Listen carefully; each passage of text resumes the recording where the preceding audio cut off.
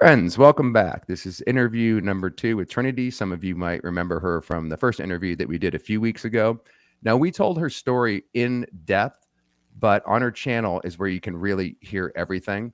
So we already covered that. And what we're going to focus on specifically here is staff abuses, what you're promised up front in Scientology and all throughout, and then what actually happens, because they're two very, very different stories. This is why I would say, by the way, I feel like whatever you want to call Scientology, we're lied to and therefore living a lie and manipulated all throughout. And we're going to talk about the unrealistic, and that's bring in the super cutie. Let's see him.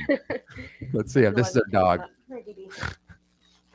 Oh, he's so cute. Trinity says that he doesn't like being held, but he is a snuggle bunny, and he's just a baby, so he's so cute. Look at this paws. Anyways, we're going to cover the staff abuses, what you're told up front, and then what actually happens, and also the unrealistic statistics, putting it mildly. And if you listen to Trinity's first interview, link in the description box, you already have some idea of the horrible story that she's been through. And she's freshly out, right, Trinity? When did you get out? Would you say? December 2nd or December 4th of 2019 is when I left. I believe. Okay. Do you want to just pick it up from there, give a brief background, and then we'll pick it up from when you first got on staff and what you were promised, and then you can just riff away on the various things that you experienced. Yeah. So real quick, I was on staff for about a year and a half, and I blew in December of 2019. And then I started realizing, I started just going online and seeing other people's stories about what they went through, and I got a lot of my questions and stuff answered. So 2020 I was quiet about it, and then in 2021 I started posting a little bit more, and then in 2022 I started I think it was 2021 I started posting, I posted one video. I don't know, over the last couple of years, since my family in Scientology already had a problem with me and quit talking to me, I didn't really have a reason not to talk about it. So over the last couple of years, I've been very vocal online. I've been making TikToks and YouTube videos and stuff. I had a ComEv in 2021, and I'm apparently declared, but somebody I had spoken to that I knew from then that is no longer in it said that there was never a goldenrod or anything, and there was never a declaration. So I don't know. That's kind of where I am now. And now my family really doesn't talk to me. I'm sorry to hear that, man. That's always the fallout, isn't it? The freaking family and how they divide everybody. Yeah. Oh my God. And we were just talking. It sucks, but I'm at this point, I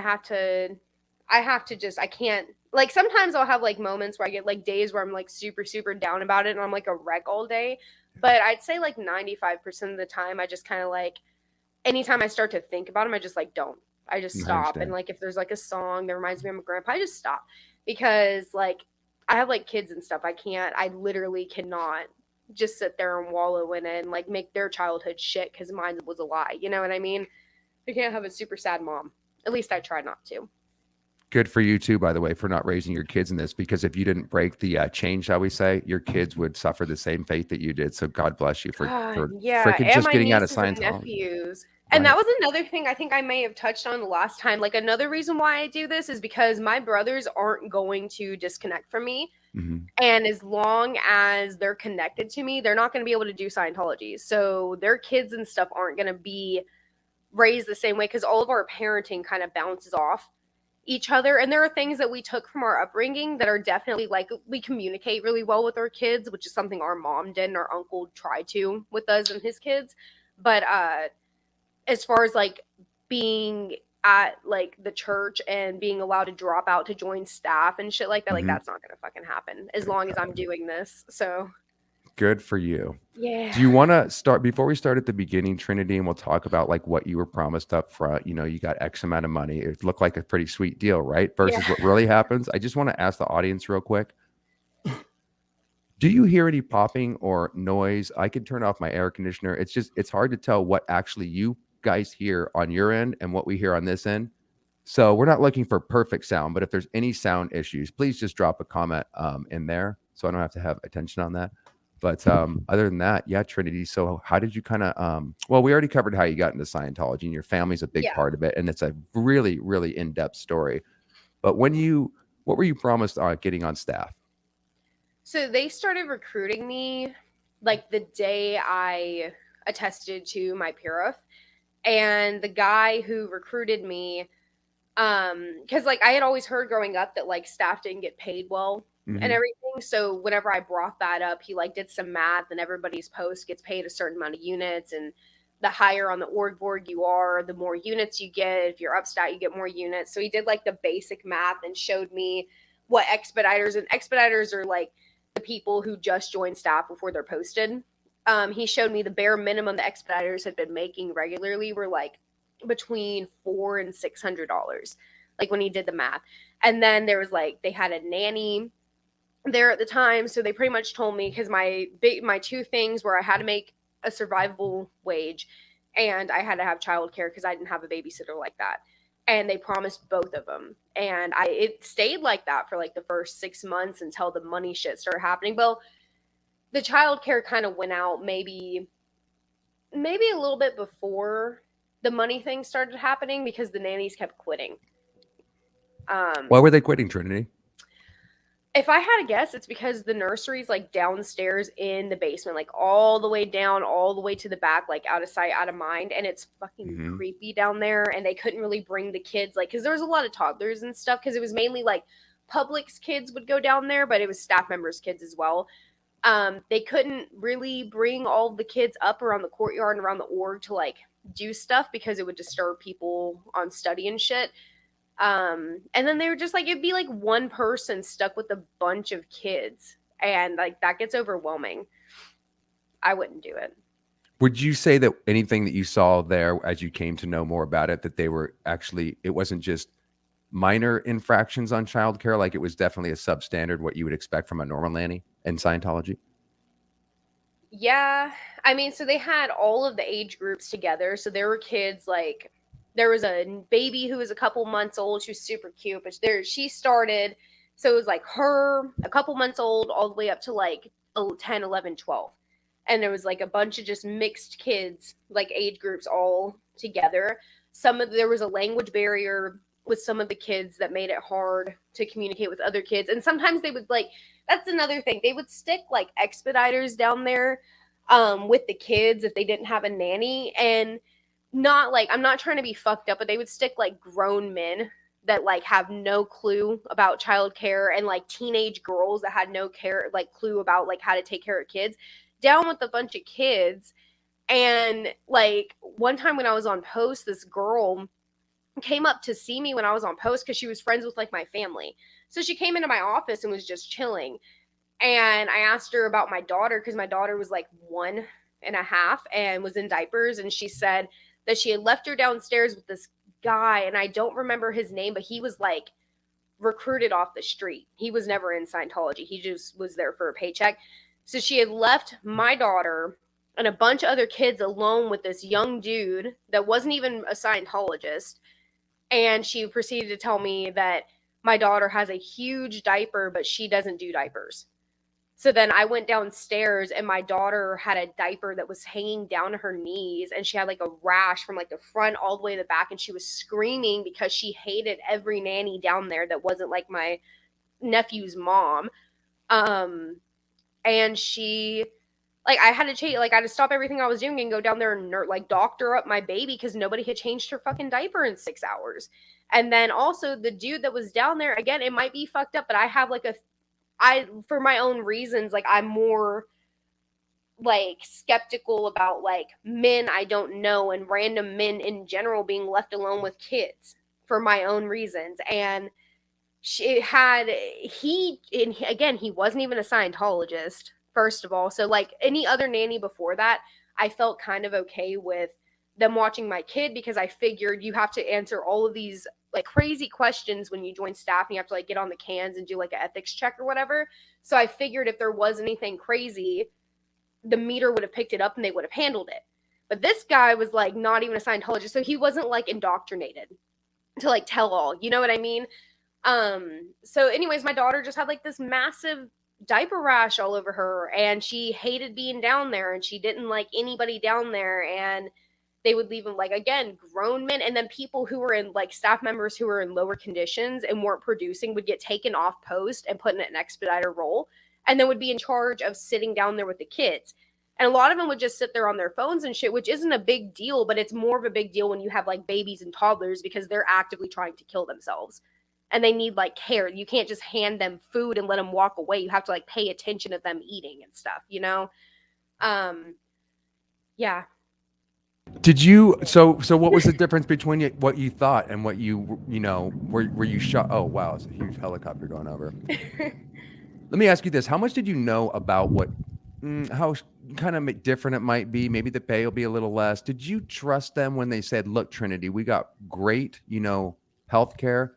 In other words, I assume that because when they love bombed me to join staff, they told me everything I wanted to hear. So did they tell you, hey, that the childcare is going to be great? You're going to make $500 or $600 a week, whatever, they told you, which we covered in the last video. How much did you actually, believe that would be delivered upon? I was skeptical at first. I mean, the childcare I believed because my daughter had been going to the nursery like the whole time. I'm sorry, I keep messing with that. My daughter was going down to the nursery every time, like during the time me and my husband were on the Pure together. So the childcare I knew was pretty like solid. The money, I was just kind of like, I mean, I didn't have a job, so I'm like, really, any money coming in at this point is better than what I'm doing now. So I thought that maybe it would be like a couple $100, but I think my second paycheck, because you got paid weekly, my second paycheck was like $462. That's amazing. At first I would really only work from 6:30 to 10 o'clock at night, Monday through Friday, and then like the 9 to 6 on the weekends. And it didn't feel like a whole bunch at first, but that's also because I was just an expediter. I was doing like, like I was on study most of the time I was at the org, and I was doing like cleaning and helping out in CF and stuff like that. You didn't have an official post right when you got posted? That's what they had you doing at the beginning? You have to get through staff status 1 and 2, right? Yeah, but you can, I don't remember exactly. I don't remember if, hang on, I might have to let my dog out. Sure. Yeah. And you can bring him on stream again if you want. He hears my guys, also, if you don't mind, like after this video is over, because I don't always watch the live chat replay, I don't have time, but if you don't mind leaving a comment, because it's a good question that's come up a couple times. Does it distract you if I throw up? I'm able to listen to my guest and follow comments at the same time while even though I'm looking at the screen, I'm hearing everything that my guest is saying.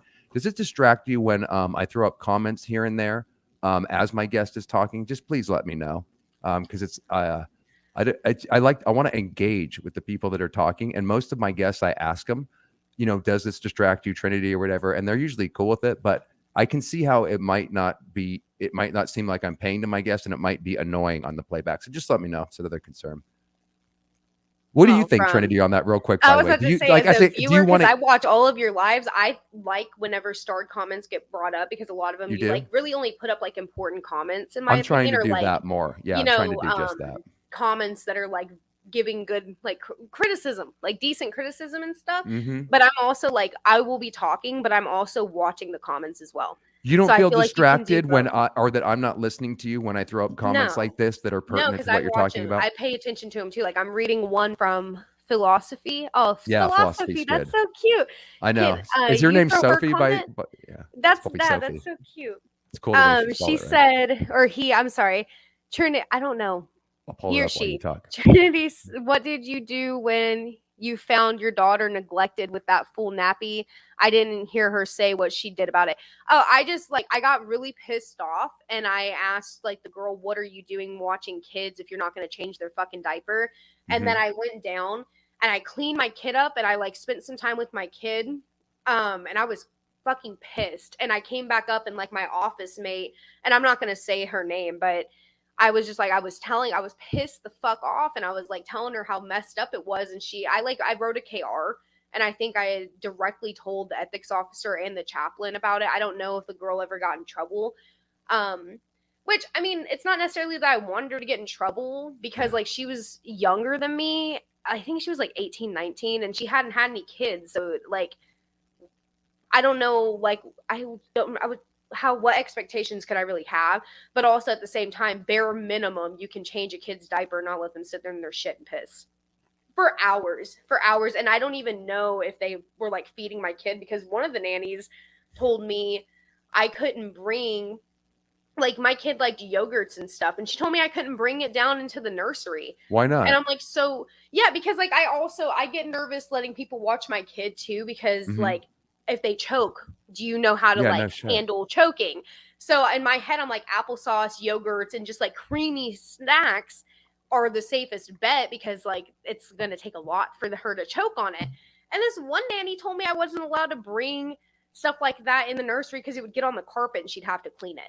And this Oh is Lord. also a nanny that was like hella vegan and was very like gentle parenting, but also like her and her kid were connected at the hip 24/7. They never did anything without each other.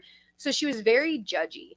And she would always, I feel like she felt some type of way when you would bring non vegan snacks in the classroom and stuff. And she would like I can't remember, like, recall anything specific that she would like say, but I could definitely, like, she would look at me in disgust about how I would handle my kid, which made me so mad because, like, I don't know. I don't know. She was just, it felt like she didn't like my kid, which made me really mad. Yeah, and right philosophy of having kids look after kids, and that's kind of not just a Scientology cult-like environment. It's any kind of destructive cult. They see it's what is it about family? Like we're all just kids can take care of kids. Everybody's like a big being in Scientology. So the whole thing is just warped about the kid and parent relationship to begin with. And Yeah. that's when you get into creepy territory where they will hire an outsider, right, Trinity? Just for Yeah. that's not And even like qualified. yeah, Nobody's and the qualified to guy do was anything. fine. Like he was completely fine and he was sweet. And I would go check on my at first I would check on her a lot, but then again my daughter hated being down there. So every time me or my husband would walk away, or because like my cousin was on staff also, and then my younger cousins would hang out at the org while their parents were on course and stuff, like doing their SRD. So if one of my cousins or me or my husband left, or one of my brothers, because a couple of my brothers were on staff too, she would scream. And it wouldn't be like she would scream for 5 to 10 minutes and calm down. Like she would scream, and I would hear her screaming as I was walking out of the basement back upstairs, Holy kind of shit. shit, because she hated being down there. And she was never like Jesus Christ, abused, man. because like even before, like I've always checked on my kids. Like I pay attention. I look at their bodies and stuff, and I ask like questions, and I ask, well, how do you feel about this person? Like you know what I mean? Yeah. So she was never abused. She was never like hit. She was never sexually abused or anything, but she was like fucking neglected, I dude. know. And I'm assuming, and it was like emotional abuse, because I was having to leave her somewhere where she was 1 years old, expressing that One she years did old. not want to be, because we had her first birthday, and then we moved. Her first birthday was in February. We moved in April, and then we celebrated her second birthday in Tampa, and then we moved back in December, and then she turned 3 in February. So she was there like during her baby, like her toddler stages, where she was learning how to walk, learning how to talk, and like eat and feed herself. Um yeah, so I can only imagine, like, and she hasn't said or done anything that indicates to me that she even remembers all of that, but I That's good. remember that, and it Mhm. like I can't, because my 2-year-old is with me, and she, like, I'm very picky about who gets to have my kids, so there's a select few people that I actually like leave my kids with. um but it's just crazy because I look at the things that like my 2-year-old's doing, and I don't even remember my oldest daughter like doing that.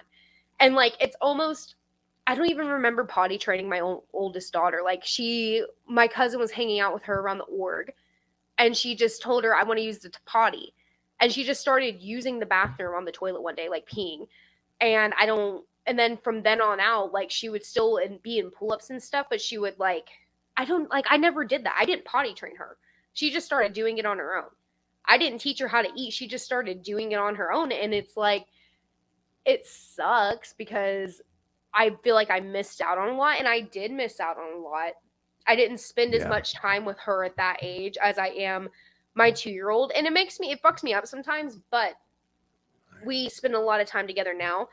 And again, she has not indicated anything to me that she remembers any of that. That's good. And she doesn't even know what fuck Scientology is. Good. She only asks for like my cousins and my aunt and uncle sometimes, but it's like my cousin that's still in Scientology, and my aunt and uncle she very rarely asks for, but it's like my younger two cousins, their siblings, that she remembers, because my youngest younger cousin, who was 12 at the time, watched her a lot. And so she remembers her a lot, you know, and she's seen her a couple, like maybe like 4 times since we've moved back from Tampa. Do you think that your mom was public while you were on staff, right? Mm-hmm. What were some of the differences? That's a weird dynamic because normally it might be the other way or something. So what are some of the things that stick out in your mind that played out as to how you were treated versus the public, your mom? Treatment wise, there was, okay, so towards the time that I was starting to like be doubtful, and I started I took like 2 LOAs back to back where I was spending like a week at a time in That's a leave of Jacksonville with my absence. mom. Yeah, yeah.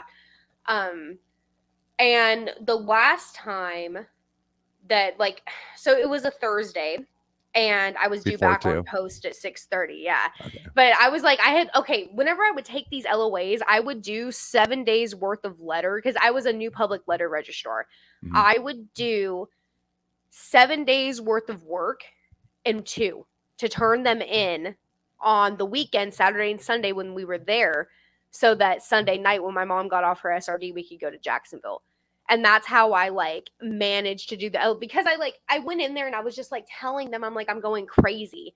And this was after I was like being vocal about being suicidal and shit.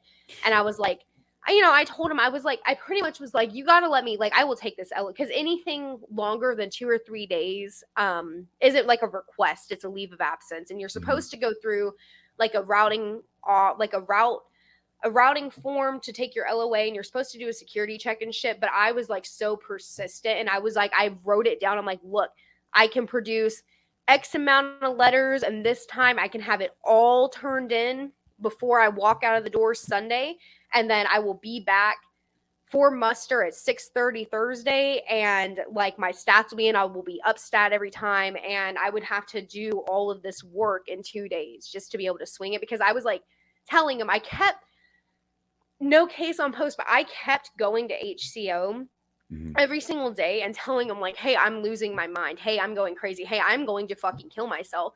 Like, I was being very, and I was, I got told, they told me, the ethics officer at some point told me I wasn't allowed to do that anymore because I'm interpolating the other Do what? HCO Say members. that you're Oh, I originating and you couldn't want to come commit in suicide? crying, and I couldn't come in Really? emotional, because you Yeah. weren't supposed Jesus to talk to Christ. anybody but HCO and the That's chaplain right. about it. That's right. So I would come to them because I would be so overwhelmed with like emotions and grief that I couldn't focus on post. So where would I go? I would go to the chaplain, or I would go to HCO. But apparently they can't handle somebody being fucking Really? nuts. So they told me that I had to quit doing that I had to come in not sobbing and not like talking about, not being explicit, and I had to quit interpolating people because they're on post. And I'm like, so what do you fucking want from me? You want me to just eat a bullet? Like, is that what you're trying to do? Like, They didn't even challenge you like, Trinity, you're out ethics. We need you to do your PTS handling. They didn't, because they normally you tried don't. that, because they would do that. They would do like ethics. They would do like a meter checking, like ethic checks. I think I'm not 100% with the lingo, but they would like the fucking ethics officer. I would get on them cans almost every single time I went in her office, which was multiple times a week, because I would be freaking.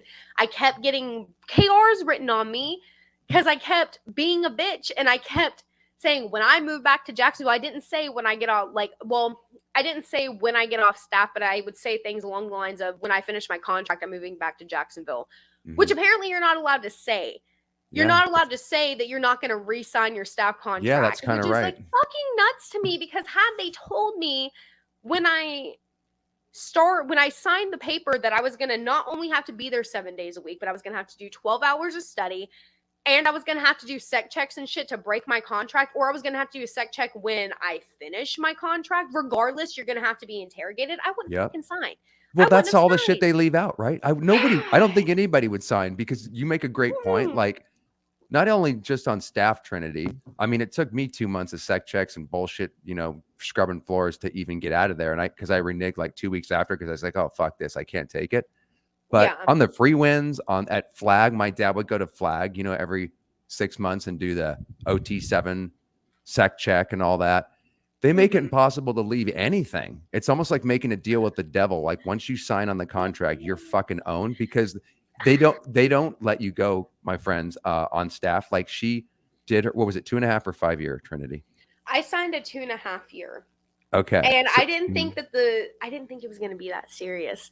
If I'm on, like, of if I'm course being not. honest, Of when course I not. first, Why would they because tell you like, you're going to if be you're not, interrogated? Yeah. oh my God, if you're not familiar with my story, like Crazy. we were in Scientology, but we lived so, once the Memphis mission closed down, we lived so like 3.5 hours away from Nashville, which was the next closest one, or the shitty Dianetic Center in Germantown.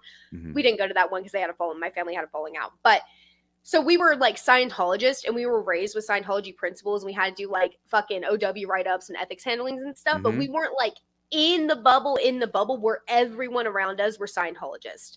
Like we had some sense of normalcy. So we grew up as Scientologists, but we were also normal fucking people. We had a taste of like real life. So when I got there and they were recruiting me, all I heard was free childcare, money. Oh, I have to sign a 2.5 year contract. And I even was thinking in my head, if I hate this shit, I'm gonna just leave. I'll just break my contract and I'll just go get another fucking job. And that was my mindset because I didn't think it was gonna be that serious. I didn't realize like the extent of it until I was like too far in. And then I'm like, oh my God. Like I was like mentally trapped, you know? And I know what you mean. And like you said, they tell you the world, and then even if you want to get out of a staff contract, my friends, let's say Trinity finishes, and you did finish it, right? You finished your 2.5 year to the No, end. No, you did get out of there no. a little bit I early. was trying to get out like so I started staff July of 2018. And by December 2019, I blew. So like barely a year and a half, or Okay. right at a year and a half. And even if you did finish it, you know that they would have put you in a room, pressured you to fricking sign the next 2.5 years. They weren't going to just like, oh, thanks for your service. Like any contract in the normal world, you would just be able to leave. It's not like that. And of course, they don't tell Yeah. you that up front, right? No, no. And what's crazy is like, so me and my husband joined staff. Then two of my little brothers joined staff, and my older brother joined staff. And when like I don't know if they care if I say their names, but my older brother and then my little brother that's like my first youngest brother. My first younger brother. Sorry, I have like four brothers that I'm going to be talking about. I just don't By know the if they way, want me to guys, say their names, so I'm her sorry. story has so many different brothers, sisters, uncles. You have to watch the first one. If we're losing you, apologies, but she has so many Yeah, people involved. It's amazing. And all yeah, this, Trinity, for basically not being like a typical family. Like normally the extended family that you're talking about that was in Scientology, they would all be Sea Org staff or whatever. You guys, like you said at the beginning, were kind of on the periphery. You weren't even like necessarily hardcore going down to the church every day, right? yeah. No, we weren't. We were when I was a little kid, but then my family, But like then I you guys said, had a pulled falling away. out.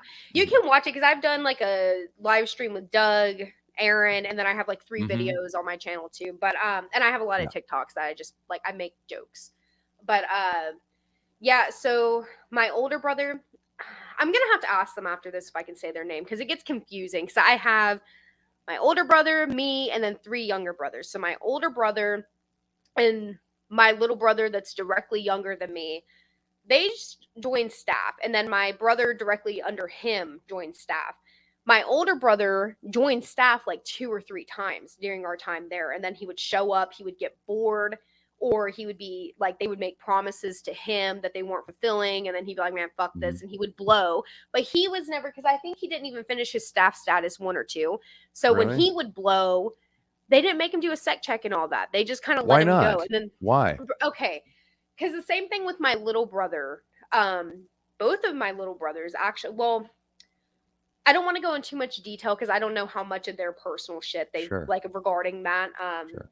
Because they're still connected to my family. But I think it's because my older brother and my little brother are such assholes that they would get called into ethics and they'd be like, what do you want? And they would be like, Yeah. you're gonna do this, and they're like, no, I'm not gonna fucking do I this. see. What are you going to do? What are you gonna do? You're gonna tell my mom? My mom knows. Like, so that's like so they would cause such a ruckus with their like being rebellious that they were just kind of like, okay, fine, you're good, That like makes get out of sense. here, because it would like, you know how it is when you're Yeah, like yeah. trying to control people, you don't want other people to see Exactly. people rebelling. And the problem with me, why I was so emotionally connected to it is because like I feel like my brothers knew that my uncle wasn't gonna like treat them any type of way if they like weren't on staff or weren't in Scientology. But Mhm. because of just different comments that was made to me from my uncle, again, it was like I had never felt like he was proud of me until I was on staff doing the I shit. know. I So feel you, I man. was like Fuck. emotionally connected to it I because of my understand. fucking uncle. And then because it I was my understand, livelihood man. for a minute. And Yep. then I got really connected to the people. Like, not everybody, because it's really hard to connect with Scientologists if you're not in their bubble like that, because it's such a It's true. disingenuous friendship, because it's not like you can't tell them, have an open, honest, emotional conversation with them, because you say the wrong thing, you're going to get a fucking KR and it's I going to know. start a whole thing. Isn't There that were weird though, Trinity? What a contradiction that is, because here you are going into session. It's all about open communication and putting you more in communication with your family. Yet that's this Orwellian silence of fear where you yes. know you can't, you have to, like you said, you have to only go to the ethics officer and you can get the help you have the specific terminals to minimize upset, because people are upset all the fucking time looking back at this. It's just we're separated and compartmentalized from each other while we think we're healing ourselves and saving the planet. It's such a fucking mind fuck, man. Thinking, It's so listening to you fucked up speak, because they're it's, so I like feel what you're going um through. so What? Shanna, I think at Mhm. first, up until I was like 11, we were in Tennessee. We went to the Memphis mission and then sometime to Nashville. Then we moved to Florida when I was 15, and when I just right after I turned 21 is when we started going to the Tampa, Oregon. We moved in Florida. So this me being on staff is all me as an adult in Florida. But yeah, it, I whenever I first started, I thought that it was like, I thought Scientology was like the black sheep, like the outcast, and that they were like Yep, me fucking too. taking down the Sykes and all this shit. So they're kind of like Right. badass, and they got like tax exemption, which, I mean, fucking taxation is theft. So when I'm like, okay, you don't have to pay your taxes, and then I figured out how they did, I'm like, okay, that's kind of dope, because like fuck the I know. IRS. That's what I But fucking yeah, thought and so I too. was like, He's okay, so these people yeah. are badasses. They're with the shit. So that's like how I initially felt. And then and like you said, there's all these courses about like communication and how to make you like a better you and improve all your relationships. So when I joined staff and I figured out there is so much shit you cannot tell your friends and family that aren't also on staff, like there would be things set, and I can't remember anything like super specific. But there would be things that like we would talk about in musters and staff meeting, and like specific policies and stuff that were only for staff. And I'm like, well, then why can't I fucking tell other people? Because most of the people here have been on staff or will be on staff at one point or another. So like, what's the harm? So a lot of shit is just so like they didn't want people knowing that we were watching Grant Cardone videos on cold calling to learn how to cold call to sell books. They didn't Why want the us heck? to know. They didn't want Wait a public to know minute. that. Wait a minute. I didn't know Yeah. that you were doing that. And Yeah. why would they? Tell me about that. Why, Trinity, was that your idea? Grant Hell Cardone? no. Hell no. Why They didn't they want you watching him? He's a productive No, they Scientologist. did. He's a, No, oh, they they did. They didn't did. want other people to know that we were watching his videos on cold calling like it was a training thing. They did. It's like Okay. they didn't want people to know that we were being salesmen. Does that make sense? They did. Absolutely. I hope the audience can appreciate the fine line you're taking, because I do get it, but not everything contradicts. So they basically didn't Yeah. want to they're using his techniques. They use a hard sell pack where me and Marcus Mm-hmm. went over it, where because he was staff and he has all the secret policies on how brutal they really are, but they don't want the Mm-hmm. public and maybe even the staff that you're saying, Trinity, to know to admit or to show how that it's a sales organization, right? They definitely, the way they would speak to us. So okay, so I just want to start off by saying the ED Sure. was she was fine. Like, she was nice. I've know other people who have had horrible experiences with her, and she also like low-key tried to get me to leave my husband at one point, but that's another topic. She wouldn't stand in the staff meetings and the musters like, y'all are fugly. She wouldn't like cuss at us. She wouldn't ever cuss. She wasn't like an asshole. She was like, okay, guys, like, we as a team, what's the greatest good for the greatest number of dynamics? We can't be low stat. We have to fix this. What do we got to do to really like tone 40 this and get source pushed back in? Like, that's how she would talk. And she was sweet, like 60 something year old woman. So it was like other people have had horrible experiences with her. I never really had that big horrible of an experience with her, except for she tried to get me to leave my husband at one point, and she would also like Mhm. talk to you with those dead eyes, like you talked about, where she'd be like, Yep. you'll be sitting there saying something, she'd be like, God damn it! Don't yeah, do it, Trinity. yeah, like I that. hate that. But she genuinely was like empty because she like didn't have any family. She didn't Genuinely have empty. kids. Like it was because Wow. I would sit there and That's try to all like I she would had, say right, Trinity? That's all she yes. had I to would sit cling there on. and try to say like movie. I tried to reference like because she asked me why I had this tattoo of a Mhm. walrus, and I said my favorite animal is a walrus. She said why? I said have you ever seen 50 First Dates? And she said no. No, and I'm like, this movie had come out like 10, 11 years before Drew this, and people Barrymore, were right? making us. Yeah, with Adam Sandler, and they had like the walrus. It's It a was the great movie. yeah, good fucking movie. And I was like Fucking trying to A. explain to her my walrus tattoo, and she's like, no, I don't watch TV. Oh, I'm yeah. not on social media. I don't get online. And I'm like, so what the fuck do you do, man? Do you just go home to your Scientology. empty mansion? Like, I don't understand. It didn't make sense to me because she didn't like what friends and all like I never saw her eat. She just walked around with like a massive bottle of water all day, which I do too, but she never ate. Never ate. And she was always just like perfect, prim and proper and just like perfect. And again, she would stare at you like, yeah, like, and even like whenever she would be skeptical of what you're saying, she's like, but still like with that fucking smile. Even when she was pissed off, and you knew she was pissed off because you could see it in her eyes, she'd be like, like it's fucking nuts. You're Like, doing it so well that you're reminding me of certain people at the Ventura mission and just how crazy some sorry. of these people really are. No, it's all good, No, Trinity. because guys, It's that's just, what they teach you to do yeah. because that's how they get you to get people in. Like if I was okay, so like my little brothers dropped out of school and they were supposed to be studying in the 6C course room, like their like way to happiness and learning how to learn and shit like that. That was what they were supposed and homeschooling. That's what they were supposed to do because they dropped out of school. Like that was my mom and theirs agreement. And they hated it. So they would leave. They would get there long enough for as soon as everybody started mustering and all of the staff members were in muster, they would take off and they would go run around Ybor. My brothers, my cousin, and then like other staff members' kids or people like Public's kids that were just being forced to hang around and forced to do like courses and shit. They would take off and they would go play around Ybor. They would send the course soups and expediters and other people to go look for them around Ybor. And they even sent me one time and they would tell me, like, take me off post to call them and get them to come in. And then when I would find them, I would have to look at them and be like, hey, we need this stat. You need to sit down. You have to come study. This was your agreement with mom. This is really not okay. Wow. This is out ethics. You're going to have to get an ethics handling. You're taking me off post because I have to come handle you now. I really just need you to come sit down and do your coursework for like an hour. And then you can go do whatever the hell you want. Just please, we need this stat. And that's how I would have to talk to them. Same with my mom. When my mom, for whatever reason, because we were living there, my mom was in Jacksonville, and she would drive back and forth. She would quit. She wouldn't answer. Anytime you don't come to study, to course like you're supposed to, it's also considered a blow.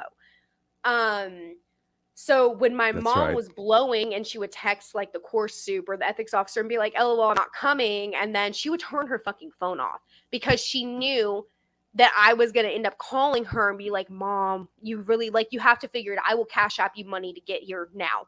Like if you need gas money, I have gas money to come. And 9 times out of 10, I know my mom was full of it. It wasn't always because she didn't have money. It's because she missed her fucking husband and she missed her bed. But that's how they would get me to handle family members. Same thing with my older brother. When he blew from staff and I had to get him, I'm like, you really need to come back and talk to Miranda. Yeah. And I would just I would hound them. I would hound them to come to events that they didn't want to come to.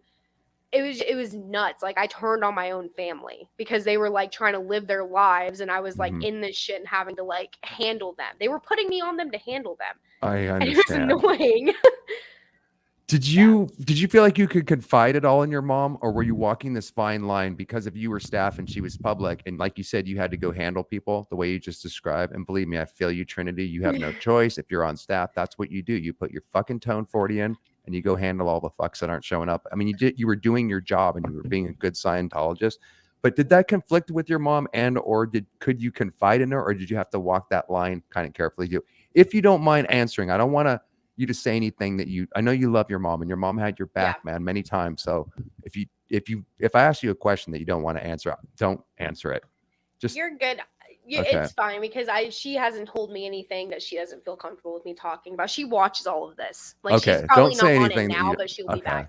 back. So I have always confided in my mom, but when I would, it would be like super watered down, like Yeah, half-ass answers because I she would totally ask understand. prying questions. Because again, like I've said before, my mental state and my physical state there was deteriorating. Like I gained a bunch of weight. I looked like shit. I looked like I had aged like 10 years. My hair was all kinds of like fucked up because had a mohawk and I was growing it out and I bleached it. Like I That was a sounds hot cool, by the way. mess. It wasn't at Meaning this you were point. a It mess because wasn't you were physically breaking down Trinity because of the pressure? physically and mentally. Like Yeah, I I understand. like I said, like, and I was chain smoking more than usual and I was like overweight. So I have like undiagnosed like asthmatic tendencies, I guess. But like the mixture of the chain smoking and the weight and the stress, I was like wheezing constantly. Like I don't know if anybody goes back to my old videos, like old videos. I don't know if you can tell, but I'm wheezing like in between breaths, like severely. So she would ask me questions like, are you taking care of yourself? Are you sleeping? Are you eating? Because I was also a raging cunt to everybody and I would like pick fights with everybody. And I was like, I acted like a know-it-all and I had like a Yeah. stick up my ass constantly. Because of Scientology, Trinity, would you say a natural part of your personality or a combination of both? Was that inculcated into Um, Scientology? Because what you just described is the attitude. That's how I was. I was a dedicated no, Scientologist, and by I definition, you become a prick. yeah. So I mean, my whole family is arrogant, and we've always been. And I think it has a lot to do with, like, that's just like a Scientologist. They know everything, and they're better than Exactly. everybody, and that's just how it Certainty. is. But we're also like we're confident people, like me and my family are. But when I was there, it made me being on staff and the shit that they would grill into you to like handle people would make Mm-hmm. me a bitch. Like I would just start fights with people. Like you breathe the wrong way. I'm like, what the fuck is your problem? You need to go handle that in ethics. Like I would pick fights. I was a bitch, dude. I can't even explain it. My mom would see that because my mom would even tell me, she's like, you're picking fights with everybody. What is going on? I'm like, I'm fine. They're just doing this. And I would pick fights with her. Like I would pick fights with her regarding things from my upbringing that weren't Mm-hmm. even a problem right then and there. Mm-hmm. But I think it was like subconsciously I was doing that because I couldn't talk to her about the actual problem. Yeah, So I then all understand. of the resentment and pain I had from different things throughout my childhood would just come out. And then I would like get her and I would be crying in a car with her for hours at a time about this one thing that isn't actually, I mean, I guess I needed to get it off my chest, but it wasn't actually a problem then. But the problem then I couldn't talk to her about. I But understand. then when I was on the LOAs going back and forth to Jacksonville with her, I did start telling her more about stuff. Was And that safe, then, Trinity, to open up, or were you taking a chance yeah, by how much you could I open mean, up? I was taking a chance because, like, I didn't think fully that my mom would turn on me. Mm-hmm. But I also, my whole family started acting way different and way holier than thou when we got back on lines. So the people I knew before then, now they're like devout Scientologists. So I'm like, now I don't really know where we stand. You know what I mean? And you don't know who So you can trust. exactly, because my cousin, my younger cousin, who was, excuse me, on and off staff, like she was on staff with me, she would snitch on people all the time. Mm-hmm. And I don't know if how old is she? She's 20 now. She'll be 21 next month. And I'm 26. So like that's the age gap. But that was like my little sister. Like we grew up tight together. And I don't know, I wasn't confiding in her a lot of stuff because of the age difference. When I was like an older teenager, she was like a preteen and stuff. But I don't know if she'd always been kind of snitchy or if I think her being on staff and in Scientology made her more snitchy, but she would write KRs on people like it was nothing. She would Yep. snitch on me, my mom, my brothers, her parents, her brother, like her siblings and shit. And it was just like nuts. So I couldn't talk to her about a damn thing. And then she also like, oh my God, she was friends. Okay. Do you mind if I go off on a little story to like kind of, You can do whatever you okay. like. So my cousin at this point in time, I believe was 16, and the receptionist and the ethics officer are twin sisters, like identical twin sisters. I've already said the ethics officer's name a million times. So the receptionist is Aurora. And how old are they? I think at this time they were like 21, 22. They were around my age. So the receptionist, Aurora, had been dating the cafe IC. And then they broke up. She like fucked this guy up really bad. And they broke up and he was all heartbroken. He was like 20, 19 or 20. He started dating my cousin when she was 16. And that caused a rift between my cousin and the receptionist because they were friends. So again, my cousin's 16 and this woman is my age. And this woman would mean mug my fucking baby cousin, like looking at her like she would kill her, and would like bump into her walking by and would like write all kinds of crazy KRs about her and would start all these fucked up rumors about my cousin. And this was like her first ever boyfriend. She's still with the asshole now. Like, he's not a good dude. I don't like him. If you're ever watching this, I don't like your fucking boyfriend. But she, like, he's a fucking prick. And never mind the fact he was 20 dating a 16-year-old. Like, whatever. Yeah, which is kind of illegal. God. Anyway, so the receptionist and the ethics officer are twin sisters, and my cousin would go and tell the ethics officer, hey, Aurora's doing this.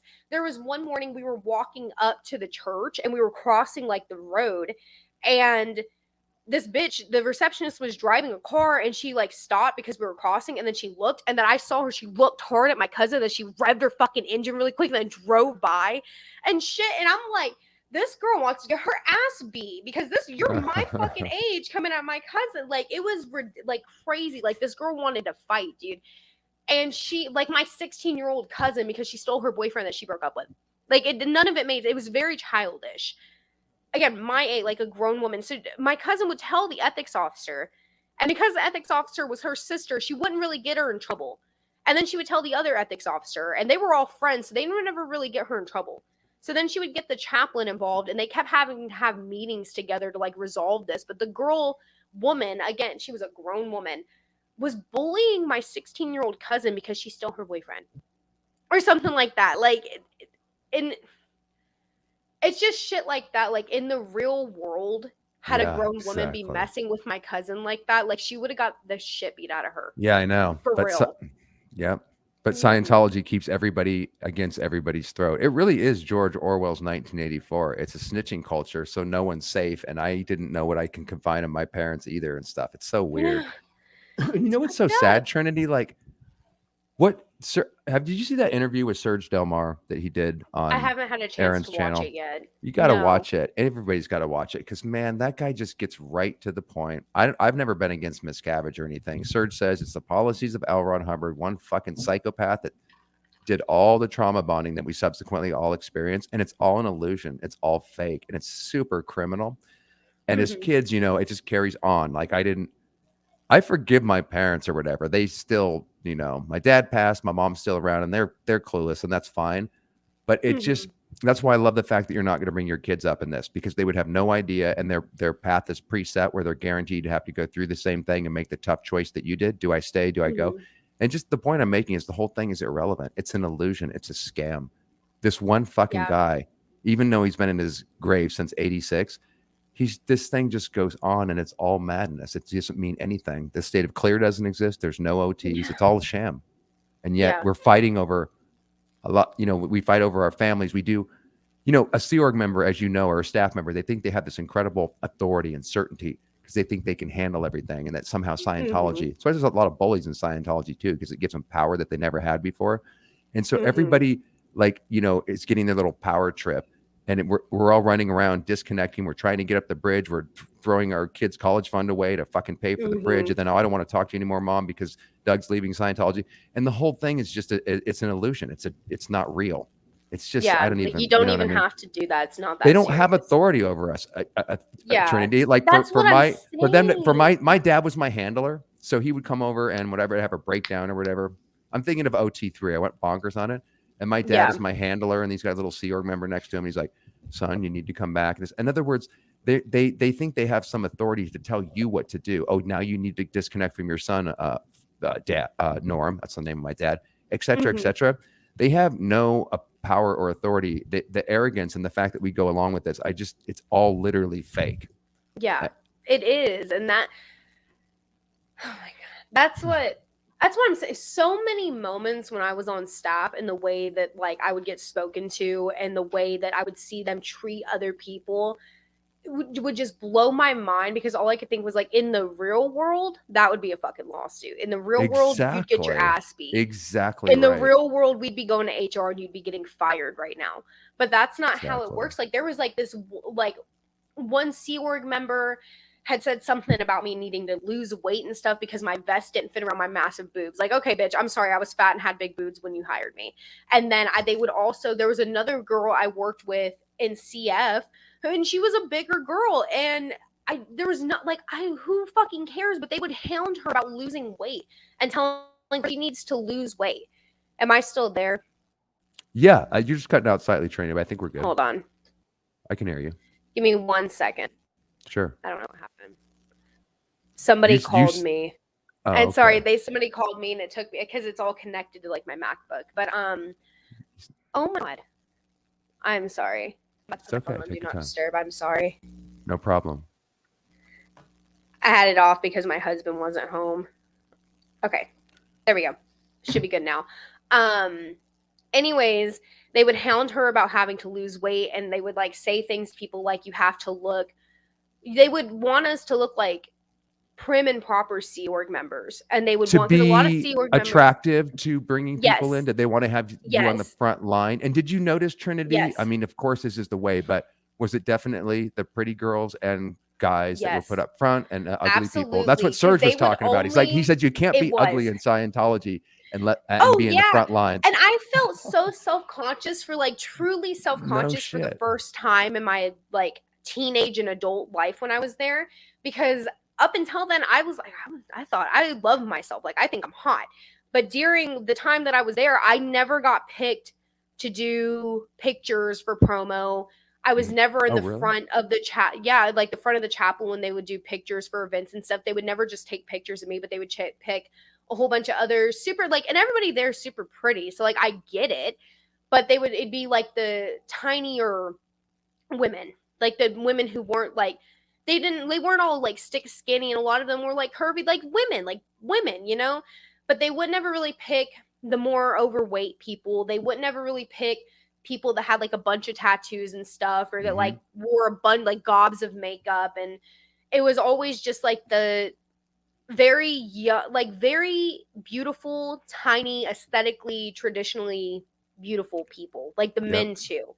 And it sucked. Like I felt self-conscious about it, because I mean, who wouldn't? Because I was around the same age as all Plus, these you're a people, and I was teenager. never in the in crowd. Like I was 21, and a lot of these people were like 18, 19, like they were around my age. And I was never like, HCO were like their own little clique made up of like these young adults, like my age to like 30, their own clique. And then like other, it was very cliquey, I guess is what I'm trying to say. That's a perfect way to say it. And it was like, it sucked. Like, and again, that adds to like my confidence was shit. And it was like, I don't know, a lot of the things like that fucked me up. And then like, again, constantly having people like make comments about like, well, only the one Sea Org, it was the LRH communicator had something to me about losing weight, and then like my boobs not fitting in my vest. And then I would hear other people like bring this girl to the side and tell her about losing weight. And then the woman in my office with me would also constantly bring up this girl's weight, and she was a couple years younger than me, but the bitch wasn't even skinny herself. Like she was like my size at the time. So I'm like sitting there like, oh my God, what is your problem? You hired her. There's a lot of overweight, jealousy going on too, you know? I know. And that's like, it is so upsetting. I don't know, that upset me, because I feel like that specific Trinity, girl, especially when you're developing and you already had confidence and you're a teenager. Yeah. And you're in this world that. And I was like, I had just had like a baby, like my kid was 1. So it was like a bunch tied into, but I would feel so bad for this girl, because I think this girl was like 18, 19, maybe she was 20, but there was so much attention on her and her looks. But she she kind of was lazy, but she got the fucking job done, and she was loyal as hell, dude. Like mad loyal, like kept saying, she finished her 5-year, signed another 5-year, like as soon as it ended, kind of shit. But there was so much attention on her and her like appearance, and she didn't even like she wore like the black turtleneck and the black like slacks. So like, what, I don't understand. She didn't do makeup and stuff. She just kind of like let her shit go, you know? I don't know. That's part of the that's part of the checklist for a destructive cult is that they control what you wear, how you look. Oh, oh my God. When you do staff status 0, they give you like a handbook or something. Ron had written up a way for women to do their makeup. Like if you have Really? red hair and an oval face, you have to do your makeup like this. And there was like drawing diagrams of how women with different face shapes would have to do their makeup. Like me, I would be Really? allowed to do my like brown. Like it would all have to be nude, but there was like he had wrote in detail how Really? From women with Ron different Trinity? Ron yes, policies on how women and yes, men need to to I do their didn't know that. makeup.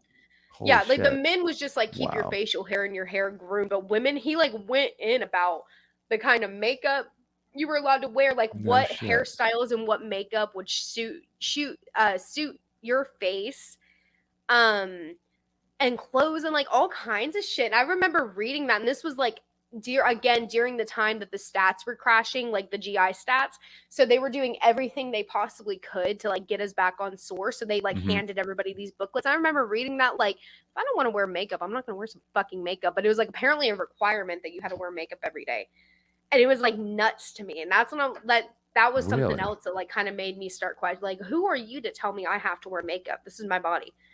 Like, why do you care what kind of makeup I wear too? Like, you know what I? Oh my Because it's god. so controlling, because Ron had a policy on how to wipe the windows with newspapers, on how Oh to my do every little minor detail. And again, I kind of push that checklist called the bite model when people want to argue if the Mormons or the Jehovah's Witnesses or Scientology are destructive. All you got to do is go through that checklist. And what she's talking about here is part of that is controlling behavior, the way that you look. You have to, every little fucking fine detail where they, to use Scientology's terms, you get so introverted that you god. don't know Mhm. your head from your ass after a while, because Yeah. everything has to be so controlled. If I had to sum Yes. up Scientology in one word, it would be control. Yeah. That's basically. I mean, that's exactly what it is. I think. I don't know. He was so ugly too. Like, I wish No they would shit. He was publish projecting his pictures own. He of was him towards projecting the his end of own his fucking hatred. life.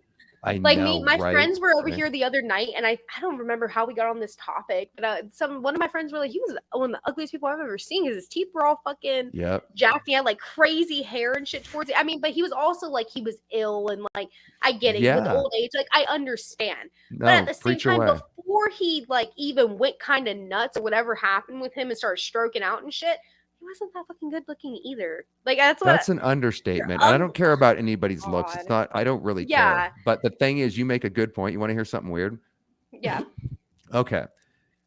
I could tell how much I was deprogramming from Scientology by looking at a picture or a video of Hubbard every few months and then being able to see his ugliness appear more and more. Because I got to tell you, this is going to sound so stupid. This is why I'm telling you guys, I don't know how to describe it except for being under a spell. When I saw the videos of him, I didn't see the crooked teeth. I thought, I can't even say this out loud. I thought he was, no homo, a beautiful man. I a can't even, beautiful I man. So literally did my can't say what I brother. really felt. Oh It's my so god. embarrassing. But I'm not shitting you, Trinity. I not only didn't see what I see now, this is why it's so weird. I'm like, what was I, what, huh? Because he Yeah. not only didn't look like the teeth rotting out and his hair and everything, he actually seemed, I can't even say it, man. Well, now I He want to know. seemed like a good looking guy, to put it simply. And Yeah. I just didn't see any of that stuff. Part of that was because, well, I mean, I really believe that we're under hypnosis in Scientology, straight up, starting from the Yeah. TRs. And therefore, it's not really seeing clearly. So, like I said, Trinity, I would check on my deprogramming by how much I literally, things started to look differently as my perceptions were changing. So Yeah. it took me a long time to see how ugly he really is. And also the voice that I had to listen to, that voice drives me crazy when I have to do Yeah. homework for videos. But when I was in it, I was addicted to that voice, and it was very hypnotic, and I loved it. And I literally can't even listen to it. It's really hard to nowadays. So something was shut Yeah. down in my brain where he seemed like a good looking man, very knowledgeable. And his voice was, just everything about him was, I thought was incredible. Yeah. That I understand what you mean because I mean obviously like younger pictures of him, like he was a good looking dude at one point or another, but the older You he think got, so? like Yeah. I mean, Well, maybe just not, maybe average or not yeah, horrible like like he he wasn't like, became. oh my, like I wouldn't be into it personally, but like I could see the appeal. But like as he started aging, like again before he started getting like super ill and like losing his mind and stuff, he was starting to look pretty rough. But again, like I know what you were saying, like what you mean. His voice used to be comforting to me when I was a kid, Mm-hmm. and I would hear people listening to like the lectures, and like my grandpa would go in his room at the same time every night and like listen to the lectures, and it would be like a comforting thing because my grandpa sounds a lot like Ron. But now when I Really? hear Like in Ron, voice wise and yeah, stuff? Like he well, literally yeah, has because you know hump, how hump, hump, Ron hump, hump. talks about like this, like in the greatest good for the greatest mankind, and yeah, like that kind of like, you know, Yeah. Do you full want of to take a himself. crack at imitating him? Because I'd never heard anybody except for one God, guy that did a podcast that I could actually do his voice. can't. You don't have to, but I I would don't love know to why hear that'd somebody be do an funny impression of because him I'm accurately. trying to think. I can't think of anything verbatim, but just like the way he would talk like, you know, look at I that can't man even over think of there. anything. Does he look sad to you? No, he's in control of his environment and like Right. just like that whole like, you know, like into himself, and everything I'm saying is fucking pure gold, and that's how my I grandpa know. talks, man. Really? Yeah, and That's now how, like yeah, shit. the Over the Rainbow, the clip with Laura Mhm. Anderson. I'm sorry if that's not her Yes, name. that is. Her It's dad Laura. talking to Laura, I her. just found out. Laura, I'm Anderson. sorry. The way Um, her fucking that's how my dad. fucking grandpa That sounds, was and my my uncle dad. sounds like it too sometimes. Not as hard, but that's Uh, like my I'm fucking so sorry to hear grandpa. that, Trinity, because you are definitely restimulating me now. And I've watched I'm sorry. that. No, it's this is what I'm here for, man. It's all good. Yeah, I went through the dark night of the soul. I can take it. It's yeah, restimulative in a good way because it just pulls off more layers. I wouldn't have been good to go 5 years ago as a fucking yeah, wreck. So don't yeah, worry about it. This is really, I really like talking to you about this kind of stuff because yeah, I didn't have people to talk to when I came out. But you yeah. know what? That Laura, if you guys don't know what we're talking about, there's an Over the Rainbow video where this gal, Laura, who's a musician, kind of rebellious, really cool person, grows up with a father, has a father that sounds apparently just like, you can relate to certain relatives that with you, Trinity. And that is my dad. That's the conversation I had with him when I was like, I still haven't covered it in season 3 because it's all about what happened for 10 years when I tried to get out of this thing. But let's just say a period of my time was spent homeless and I couldn't get food and I didn't even have the brain power to ask somebody for $5 or, hey, can I get some food? I was willing to, I thought I was going to die every day for a while. So I tried everything. Some of the stuff I can't even go into detail about because it got bad. But let's just say I was desperate. So one time I called my dad, Trinity, and I said, just to give you a sample of what a conversation was like with my dad when I really needed help, because when I was in Scientology, he was my handler. He'd show up whenever I crack, and he was definitely there to help me.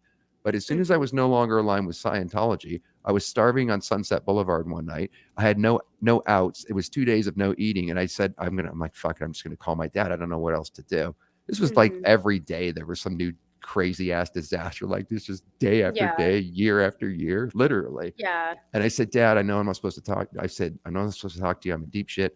Listen, man, I haven't eaten for a couple days. Here's my bank account. Can you just $5 is all I need. Literally just $5. I'm not asking for money. I'm not out of exchange. I just feel like I'm going to die. And he got back to me and left a message or whatever. And he said, son, just expand your anchor points, get some space. In other words, he's so out of it, like Laura's father in there, that not only did he not hear what I said, but he was applying technology of Scientology in Mhm. his brain that makes absolutely no sense to someone who's out and dealing with real world problems. I'm going to starve. And he was dead serious when he said, this is the solution, son. Expand your anchor points, blah, blah, blah. You know what I'm talking about, Trinity, right? Yeah. All the stupid horseshit mumbo jumbo, that tech that we learn. And my dad was at the top of the bridge. So he fucking lost his mind so long ago. He was so programmed. But when you listen Yeah. to Laura's daughter, my friends, in that video that she's talking about, that is a Scientologist. She's pleading with him like, Dad, don't you understand? Can't you see the obvious? Like, I have my own life. I don't have to follow the policies of the church. And no matter what she said, poured her heart out, yelled at him. This is what I did with my dad. I tried crying up to threatening their life. And all I got back was exactly what he says in that video. It doesn't matter what you say. You need to go into the ethics officer, and I'm never going to change my mind on it. We're just doing a father-daughter game here. You're right, Laura. I don't own you. The disconnect, the Yeah. dissociation, and the programming just gives me chills whenever I think back to those conversations with my dad. And that video I've watched 50 times. That little clip of Laura crying and letting it. I like to let the shit hit me, man. I don't like to run from the emotions. And I was an actor anyways. That's another story. But I just leaned into all this. So every time I hear Laura, man, I'm like, that is the best example you'll ever hear of a Scientologist versus his daughter that might have a different viewpoint and be trying to creep away. Yeah. Sorry for the ramble. I just No, hit you're a good. nerve with that fucking thing, man. No, I understand. Yeah, it's fucked up because it's like there's so much disconnect that if you're literally like in your case, like, hey, I'm going to die. Can I please have $5 so I can get food so I don't die? They're like, it's such a no, you can make it go right. You just gotta put your like you gotta be ethics in. What is it? Yeah, ethics in. Do the conditions. Intention. Yeah, like get your tone 40 in. Fucking stop being a victim. There's no victims in Scientology like just either. Walk Notice into that, Trinity? coffee shop and demand you're going to give me a coffee cake. Like I'm starving and you're going to give me a coffee cake. Like, exactly. That doesn't work in the real world though. That's exactly right, like, Trinity. You don't so much shit because like whenever they weren't fucking paying us and they would have us like foundation org would be working. We were working at the times that I could go get a job, like that my kid would be sleeping so I could like get a job or a weekend job. So like I couldn't fucking work except for staff and staff wasn't paying us and then be like, you just need to figure out how to pull money in. I'm like, fucking how? Exactly. Me, well, apply the my kid? Well, I'll be a like, Scientologist for a minute, Trinity. Just do the conditions and stop being a victim. I did the condition. I can't remember the conditions now anymore. Like I was in lowers towards the end so fucking much and I had to do I remember when my husband came back from Virginia, I wanted to take 1 or 2 days off of post so that we could go get a hotel room with our daughter to see each other. Cause we like, again, we were sleeping on like my uncle's floor before he left. And I wanted to just sleep in a bed and I wanted to spend some alone time with my husband and like our kid and feel like our fucking family. And I was in lower conditions. I think I was in enemy.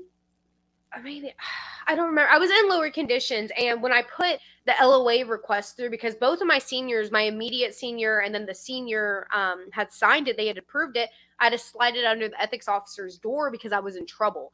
And she brought me off, and she was like, "Hey, so I think it's great that you want to go see Pete or whatever, but because you're in lowers, I don't know if I can let you go." And I was like, what do you mean? I'm going to be 20 minutes away from the org. Or I'm going to be in town. We're just staying in a hotel. And she's like, oh, I thought you meant you were going to Jacksonville. LOL. I'll sign. And then she approved it right there as soon as she knew that I wasn't going to leave like the vicinity. And I'm like, girl, like, what the fuck do you mean I can't go? Like, that's the shit. I would always make them approve like my time off requests. I would somehow like, I would just fucking make it happen. I would overproduce. That's how you handle everything I could. Yeah, like I would be like, if I can get, because I think the highest my stat ever was for a week was 612 letters. And here's the thing, like, okay, so I was a new public letter registrar. So anytime somebody bought like a pamphlet, like a booklet, even if it was like a couple bucks, if they bought like an assist or something, anything, and they had never been in Scientology, I would get their file. So then you would have to open the files and you would have to find a reality. You would have to create ARC with this person. You'd have to find a reality. So I'd have to go through their file and then I would have to type in, Dear Joe Blow, I see that you like the color purple. I also like the color purple. Doing this course made me enhance my love and my beingness for the color purple. I think you should come in and do the Dianetics seminar. It really saved my life. And it didn't. But and you would have to, because at first I was just doing one line fucking letters that I'd seen like 20 other people, because there was less than 1,000 files that I could write to. So about every 3 months, it would start over again at A. So I would write from A to Z because it was all alphabetized by last name. So in a 3-month period, I would get through all of these folders. So maybe there was, I don't know. It took a long fucking time is what I'm saying. And I would have to go in there, and they quit letting us do one-worded sentences. We had to actually like talk to these people. So, and even then it didn't communicate, because what she just said about, hey, I see you like the color purple and all that, it's literally that pedantic and that ridiculous. Scientologists are so out of communication with the rest of the real world that the letters that they make don't make any sense to a person that's not in Scientology. In fact, it's embarrassing. Somebody would come and get like a fucking booklet because it said like a fucking CHR or a Truth About Drugs pamphlet or like an assist, because like the assistant should look cool. Like I see the appeal of everything. Yeah. Because I mean, some of it is still appealing to me, but I I hear you. know, so now I'm like, no, fuck that. But Hell yeah. so Good for you. so I would have to write, I'd have to look for a reality. I'd have to look for some kind of reach, and then I would have to write like an actual letter to this person. Doesn't matter if I've already written to them 20 times. I'm going to write to them 20 more until I get them a response. And they even, so I had to do that. So I had to write 600 at first. So I overproduced. I could have steadied myself and I could have started out slow, but because they were gassing me up so hard, like, you're doing so good, oh my You're god, this such is a the highest we've productive ever member. seen. We've never had a staff Yes, member like you, Trinity, and yes. I could see how So then I valuable you really pushed were to them. myself. Yeah. Yes, and I was like, and I do that at my current job now. My current job is actually really good to me, and I fucking love my job, And they I'm pay you, compensated and very you well. actually Yeah, really they help pay the people. fuck out of me, dude. You actually really They help like, people too. yeah, like my job now is amazing, but Do you here want to they say like what they it is, by the way, to people? Oh yeah, I work in a hospital kitchen. We prepare about 2,000 meals a day, and I work half like in the back end doing like cold prep and stuff for the patient line in the cafeteria, or I like put together the trays to take to the patients, and I go upstairs and I like give it to the patients and help them with different things. But I work like with patients in a hospital. That's awesome. And it's a wonderful job. I love my job to pieces, and they are very good to me, and they pay me very, very well.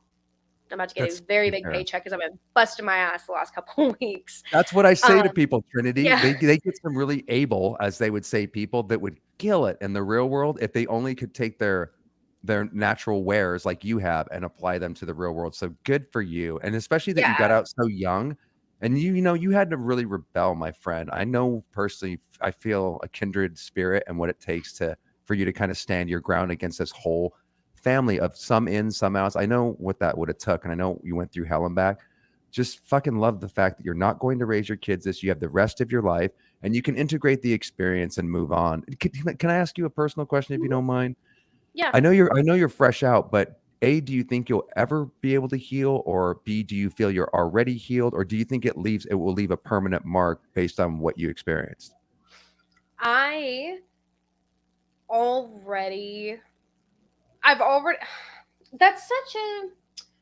I've already started healing in my own ways. Like I said, there's most of the time I'm okay, but there are definitely some times that I'll like hear like my grandpa's favorite band is the Rolling Stones. I can't fucking listen to the Rolling. I love them, but I can't listen to them because it fucks me up. Yeah, Oh, like because of that, what "Gimme memories? Shelter" and No "Street shit. Fighting Man." Yeah, like those songs. Yeah. Like he had a heart attack back in October, and I thought he was gonna fucking die. And I like had listened to on the way to like get my cousin to go see him was like fucking Rolling Stones. I was like, it was so dramatic. So I'm fine most of the time. Sometimes I like sit there and I feel guilt because of the strain that's on my family. That are still And I feel in, like, you damn, it's mean? kind of my fucking like. Well, I mean, there's such like a divide because like if I had just blown and then I had come and done my comev and I would have figured it out and shut the fuck up, Yeah. there wouldn't be a strain, and I think my family would still be talking to me. But again, before I even became like super public with it, they already like quit talking to me. So So you had nothing to lose, and you didn't do the yeah, wrong like thing, Trinity. You know, no, I damn right, you didn't. should not have I gone back and done the feel comev. Hell no. I did go back I because I wanted to see my grandpa, but Yeah. I Oh my wished God, that must have been I would have fun. done so many things differently. I was scared. I I don't know. understand. Like I'm fine. I definitely have some problems, and I definitely could probably benefit from like therapy and stuff, but for the most part, like I got it. And I'll always be affected by different things. But it's like the state that I was in 2020 and 2021, I am not the same bitch I was then.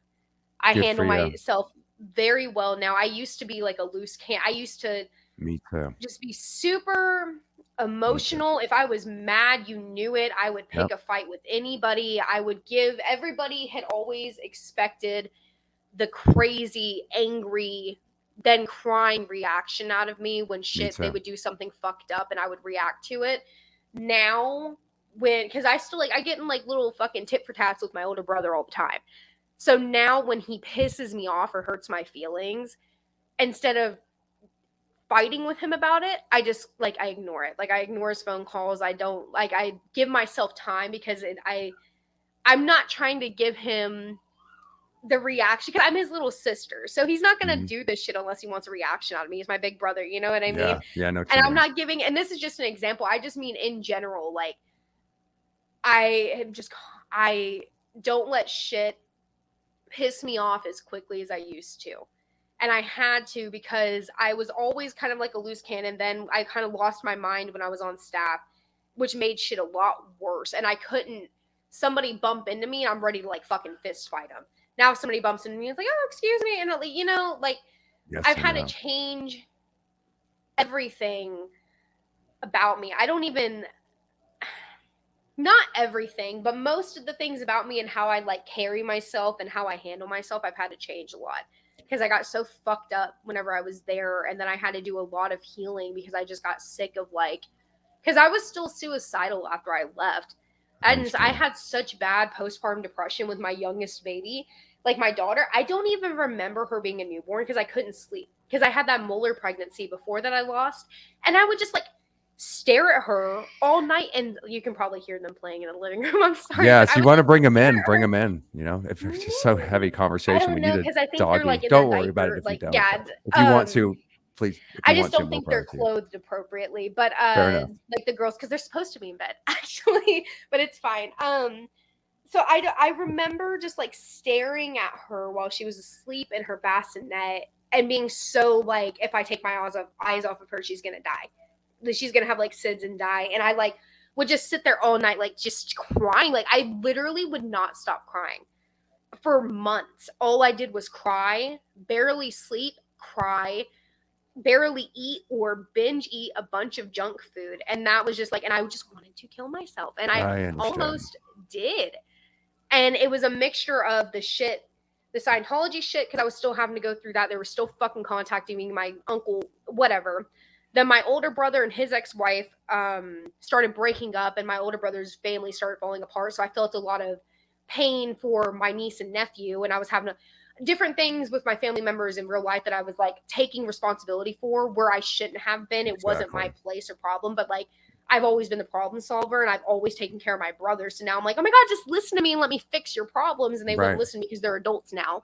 Right. Um, and then like just the postpartum depression. And I don't remember her being a newborn hardly at all. And all I can remember, I wasn't happy when I was happy when I had her, but it wasn't like a happy new baby kind of thing. I was fucking, and then I went back to, I had her December 30th and I was back at work February 12th.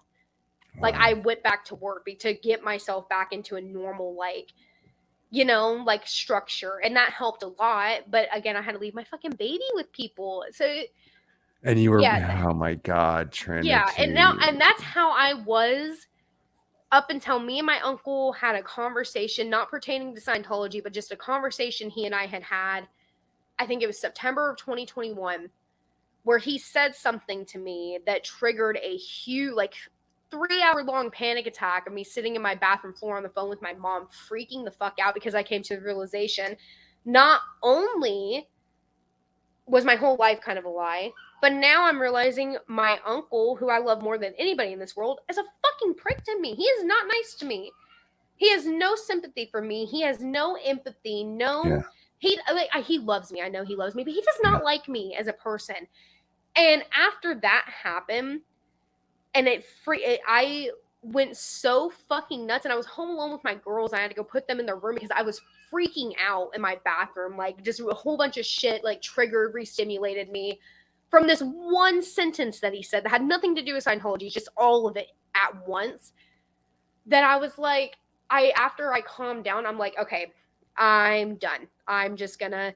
I started disconnecting from him first temporarily because of the conversation he and I had. But it wasn't because he was in town like a week later, and I just didn't want to be around him because I was so hurt. Mm-hmm. But then we ended up talking again a bit. No, I don't think we talked much after that because then it turned into, obviously he's not going to take responsibility for how fucked up he was to me in Mm-hmm. that conversation. But then it turned into he and my aunt telling my brothers that me and my husband are drug addicts and telling my cousins they can't stay at my house when they're in town until they're 18 because we're bad parents or we're drug addicts. And my you were just cousins, smoking weed once in a while and I'm shit just too, smoking right? some But to fucking dope. Like, Scientologists, you might as well be crack Yeah. addicts. Yeah. Yeah. So it was just after that is when I started.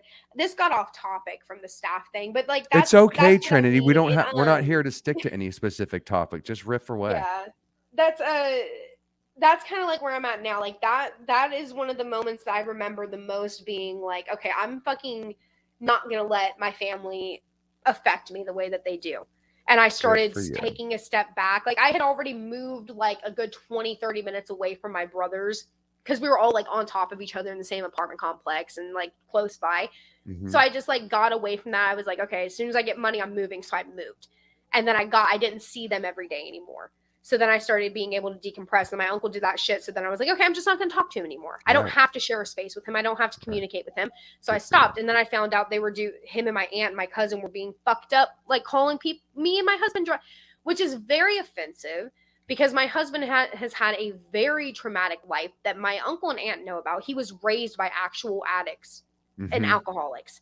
Genuinely. He's had you would not believe the life my husband has had. And he's a wonderful man, a wonderful father. He is not on drugs. He smokes weed after up until recently, he was working 70-hour weeks landscaping.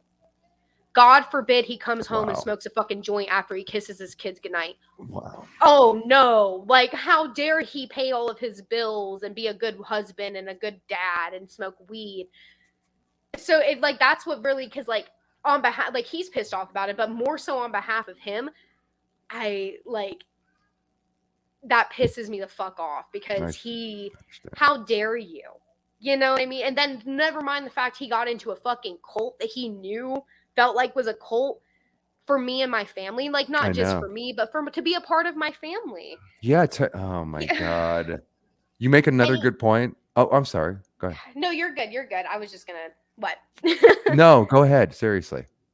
I forgot. I was just gonna, he has sacrificed so much of himself and so much of his like integrity and his better judgment for my family in general and for the sake of our relationship.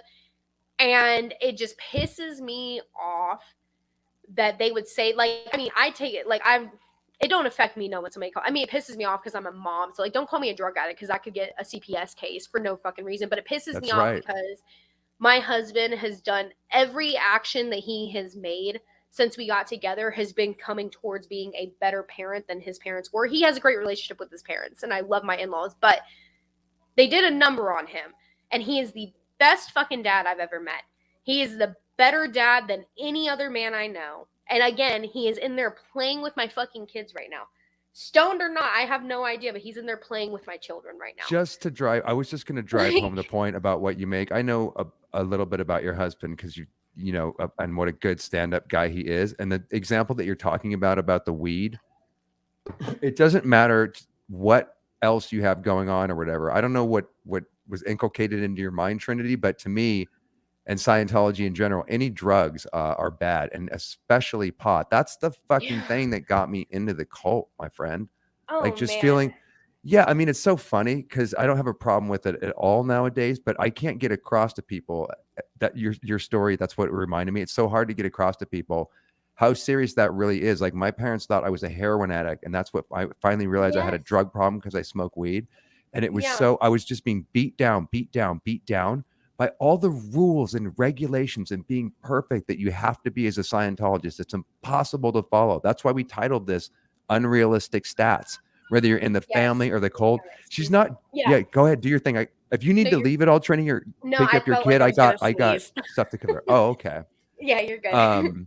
But you just reminded me of so much shit in this conversation. And that's the very, I know why you're getting frustrated. And I feel like the audience is like, well, what are you talking about? It's really significant, where they'll find one little thing. They really think your husband is evil. It doesn't matter what else he did, because he fucking smokes a little bit. Drinking alcohol is fine as long as you're exactly. of And age chain and you have a smoking drink as a and you Scientologist. don't. Yeah, you can chain smoke a pack of cigarettes and be an alcoholic as long as you don't come to post or study fucked up and you're of age. But you cannot do weed. Man, weed. my family, it's literally like you said, the equivalent to being a fucking heroin addict. And then my It is, husband, right? I'm before not we were lying even about that, on right? staff, no, when I was pregnant with my oldest daughter, my husband, he's always been a pothead, and that doesn't bother me anymore. The only reason it ever bothered me is because I was how indoctrinated I was. I found some weed in my car when I was pregnant with my oldest daughter that he had forgotten in there because he had been hiding it from me because it's like his only like coping mechanism for his trauma. Understood. So it helped him. It helps him, It okay? fucking And it helped helps him. me, He Trinity. has It like helped. no appetite. So like, I anyways, I understand. found this fucking weed and I was so pissed off. He had just worked overnight and I went home and I woke him the fuck up and I like went off on him. I like punched him in his leg and I was like, now you have to call my fucking mother, my grandparents, and my uncle and tell them what you just did. And you have to make amends to my family. I did that to my husband. I treated It's and made him call my family and apologize to my family for putting their daughter in that situation and their I family. understand, though. Isn't I that understand that fucking nuts? He it's should have left me, and he didn't. that He did shows not his leave me. He should character have that fucking left me. Scientology is trying to trash by pulling out one Yeah. little thing about weed. I know he's a stand-up guy because we've had some long You want to talks. hear something Mhm, nuts? After he left, well, he joined the crew at Mold Zero in Clearwater. It's a wise company. It's run by Scientologists. mhm, He was working there, like that was his moonlight, and then he got off staff and he was still there. One of Clearwater's biggest donors, they were doing mold remediation in. And he went into the son's room and the son was growing weed and shrooms and was a fucking like hallucinating and he like anyway, apparently according to my husband, a lot of the big donors' kids mhm, are like doing shrooms, acid, and weed. Like so much weed, and they have like their medical cards and shit, and it's mhm, okay with Flag, and they're allowed to be at Flag because of their medical cards. mhm. No, and it's because their parents shell out a bunch of fucking money. There Because if you I, go. as a staff member, had a medical card, oh God, no, that's unheard of. That is unfucking heard of. Even if it's a medical card and it's legal for you, absolutely not. But these kids or these young adults or kids, I don't even know, would get away with it because my husband was like, he was going to like fucking mansions, and they're like the dudes that he worked with would tell him this guy has donated this much to IRS, like IAS, excuse me. Um, and they would get away with it. And my Yep. husband's like, well, what the fuck? Yeah, I smoke some fucking weed. This is bullshit. You know, like, You know what you're oh reminding me of? God. Is What? the little brats that I ran around with that. You make such another good point because I was just talking with this guy who told an amazing story yesterday named Chris, and Yeah. there was pedophiles being protected because the person doing it was a big donor. And when I'm under the spell in Scientology, and I'm sure you felt the same way, Trinity, I believed all the policies. I didn't think that they applied by money or anything. I thought you have to be fucking ethical. So Yeah. all the little brats that were the little C-level actors that I would run around with that were Scientologists, Danny Masterson's crew, and all the people he hung out with, I was shocked about. There's something that doesn't quite make sense. Why are they allowed to kind of drink so much and do drugs? And I mean, they just must. I don't get it. And they're not declared or anything. That was always a point of like, I never understood that, Nicole, because I tried to be a good little Scientologist. I didn't Yeah. take one hit of weed. I did smoke, but because because that's allowed in Scientology. Yeah. I You're just allowed couldn't to. understand like until I got out. And then I talked with this friend named Marcus Sawyer who worked at Ventura, and he gave me the intel Mhm. about separating all this out about how it is about money and here's how your dad was manipulated Mhm. and stuff. I'm still getting my mind blown away by that, and the layers are peeling off because am I Yeah. wrong, Trinity? That when you're in there, it's about the policies of Harvard. There's no such thing as just because you give too much money. I mean, you can kind of buy yourself out of certain things, but I just didn't realize how you can smoke weed and you can do drugs. I didn't know about the shroom thing, but you're reminding me of that little brat pack I ran with. They did things that were so out ethics, and yet they were It's they were kind of money. promoting Scientology. And I thought Yeah. that was just a crowd or whatever, but the real people like me were trying to be hardcore Scientologists. But it's set up that way. It's all about what that guy Chris said yesterday: fucking money, and what you It just is. And my said. That's husband literally called it. that. My husband Really? called it because I started having doubts when we quit getting paid just because I'm like, oh my God, this is so humane. How are you expecting people to work 40 plus hours a week and give them Hmm. $20? Like that's inhumane in my opinion. But he started calling it like it's money. And then like that's what my husband said. My husband was like, they get away with it and they're still called for Flag because their parents give the church a lot of fucking money.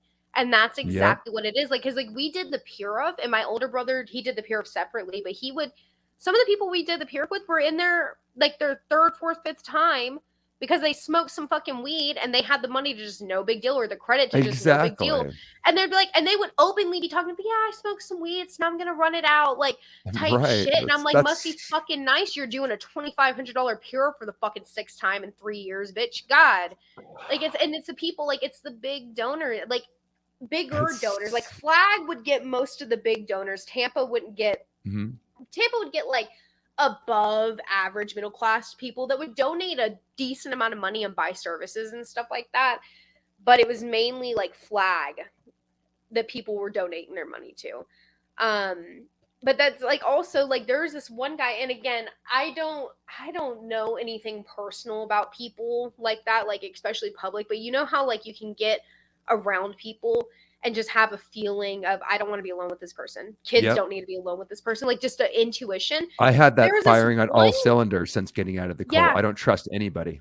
I have Well, I had massive that trust feeling, issues. and I think it's because again I grew up kind of normal. I had that feeling with a lot of people growing up at the org. I had that feeling about staff members and public, certain people. And one of the ladies who had signed over like a large sum, like a loan, taken a loan out from my mom, like a big chunk of money. Like she was a staff member. She had a little bit of money. You know what I mean? Her son was in the course room, like the academy course room. And my uncle would come and tell me, he wouldn't tell me many specifics, but he'd be like, that guy, like, he makes my stomach turn. Something about this guy. And I thought maybe my uncle, because he was on his SRD, so I was like, maybe he's just getting re-stimulated, like whatever. But my uncle would just describe, like, just being in his presence is just like, I don't know, but I'm trying not to be an asshole because like he's here handling it. He's doing something, whatever it is, he's doing something about it. And I was like, yeah, that makes sense. Like if you're, and this is fucked up. I wouldn't have ever left my kids with nobody, but in my head at the time, I'm like, even if somebody was like a fucking pedophile or something, the church would report it and then they would just handle it and they wouldn't re-offend again, right? So this guy, Yeah, exactly. yeah, that's like, that was my mind. I wouldn't have left my kid alone with them if I had. Trinity, that's what we all I believe. That's what I'm saying. We believe in the policies. Of course, the church is Yeah. going to handle it. There's not going to be any pedophiles that are going to be running around or Exactly. anything That's why I even was close like, to okay that. with my kids being with the nanny. So whatever. Mhm. Then the guy that my uncle was talking about, I shared a space with him just briefly. And I felt, again, this is just me speculating and going off my own gut intuition. It felt very nasty and it felt very, don't look at my child. And there were several people at the org like that. But again, I'm bringing up him because his mom was a donor and she kept signing off like loans for people to put on their books, and she was a staff member. So it's like what I'm saying. Hey, and he kept having to do my uncle told me that he had to do he was always in ethics doing like a bunch of ethics handlings and shit. And that his energy, like his area just felt heavy and felt fucked up. And then as soon as I shared a space with him, I'm like, oh my goodness, like this, I see what you mean. And again, my intuition, I would feel like people are like fucking pedophiles. I would feel like people are like offenders. And I've met people like that throughout my fucking life. So I feel like my gut intuition is pretty spot on. So when I would get around these people that would give me that same gut feeling, I would just like mentally note it. And like my uncle said, whatever it is, they're here handling it now.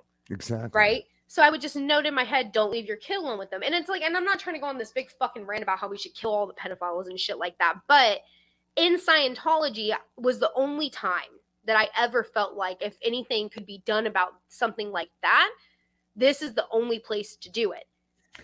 And I don't feel like that anymore. Like, no, once you do something like that, you've done something like that. And like, I don't want to go into detail about how I feel Again, about Trinity, you're talking about what should happen in the real world versus the protection that Yes. Scientology gets and how And we I thought justify that it all. Scientology would handle something like that. Of course, me So, fucking but too. obviously fucking not, because now I know The opposite of that, after listening Trinity. to The opposite. Chris's story, I was there Yeah. like at the tail end of the live Did last you night. hear I think I his listened to a story? good It's hour and a half. Yes. unbelievable. It was disgusting. It I couldn't was, like, and I can't even imagine, like, he's one auditor. And all of the people at the org that I felt weird about, imagine what those ethics officers and those fucking auditors know. And they have to sit there. Mind you, a lot of the auditors at the org are young women that were like around my age. And I remember when I did Dianetics auditing with somebody that I knew in my personal life, the instructor, because we had done the seminar, and then she audited me, and then I had to audit her. Something had come up when I was auditing her that she full stop was like, I don't want to talk about. And the instructor, the Dianetic instructor, kept pushing her Get and it out of pushing her. her. And yes, well, was pushing, like she would jump in, like intervene where it was necessary. Oh, wow. And forced her to talk about the worst thing that's ever happened to her, that I had no business knowing, that she did not. I had ideas with conversations she had brought up in our personal lives. The extreme detail that she had went into, she did not want to share that with me, and she was forced to share that with me. And I remember, again, these rooms, huge windows with barely any blinds or curtains, so you're pouring sweat. It was July. And she is sitting there absolutely fucking hysterical, reliving for hours the worst thing that ever happened to her, covered in sweat, pregnant, sobbing with her eyes closed. I'm sitting in front of her. My voice sounds like this, but I am just in bits, and I keep looking at the instructor and mouthing, "Can you please stop?" Mouthing, "I don't want to hear this. I can't do this."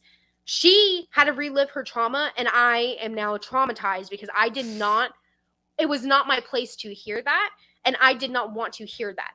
Ever since that happened, every time I look at this person, all I can see is what they told me. And it was none of my fucking... If she wanted to talk to me about it in great detail, she should have been able to do it on her own volition and her own time, because I've had other people confide in me horrible things, but it didn't feel so fucked up for me because it wasn't a forced thing. This woman was forced to talk to me about this, and now I'm fucked up.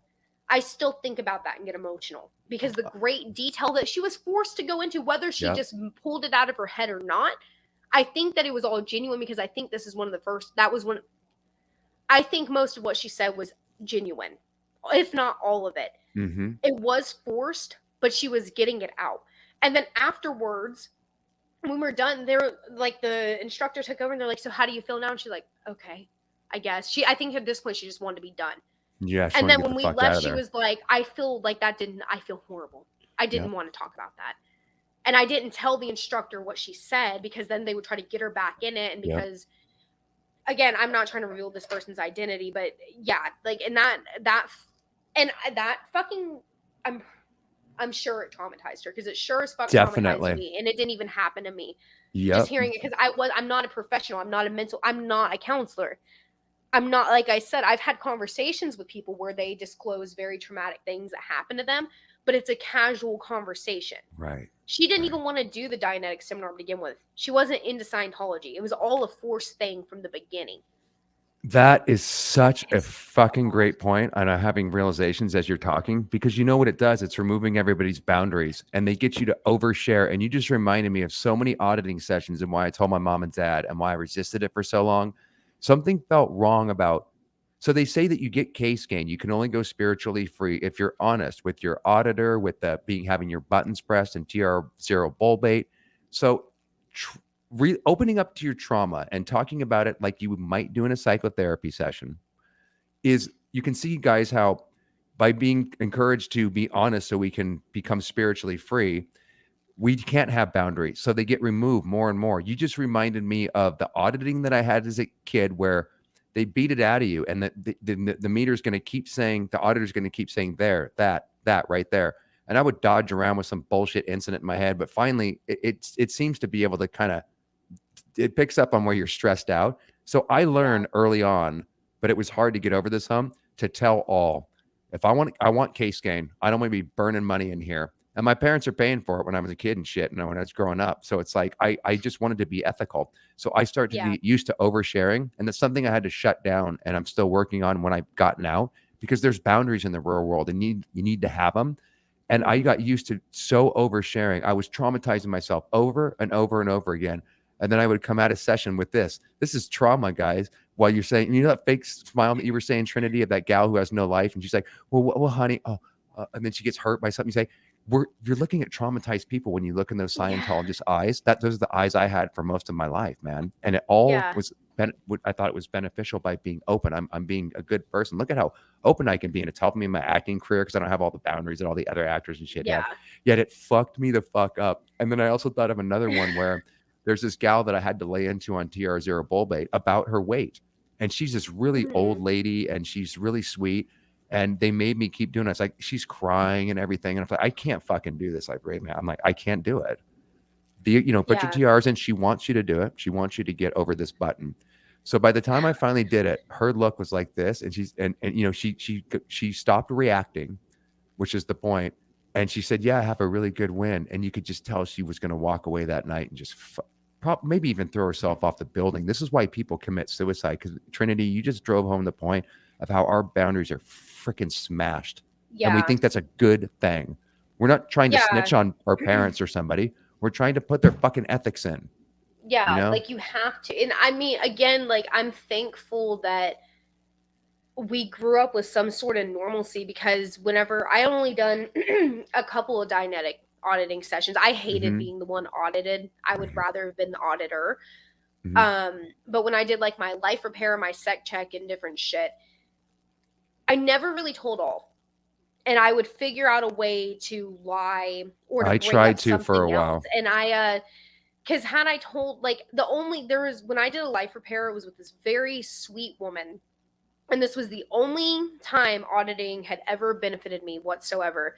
I felt very comfortable with her, and she felt like a very genuine person. Like, I just felt a connection with her. And Hmm.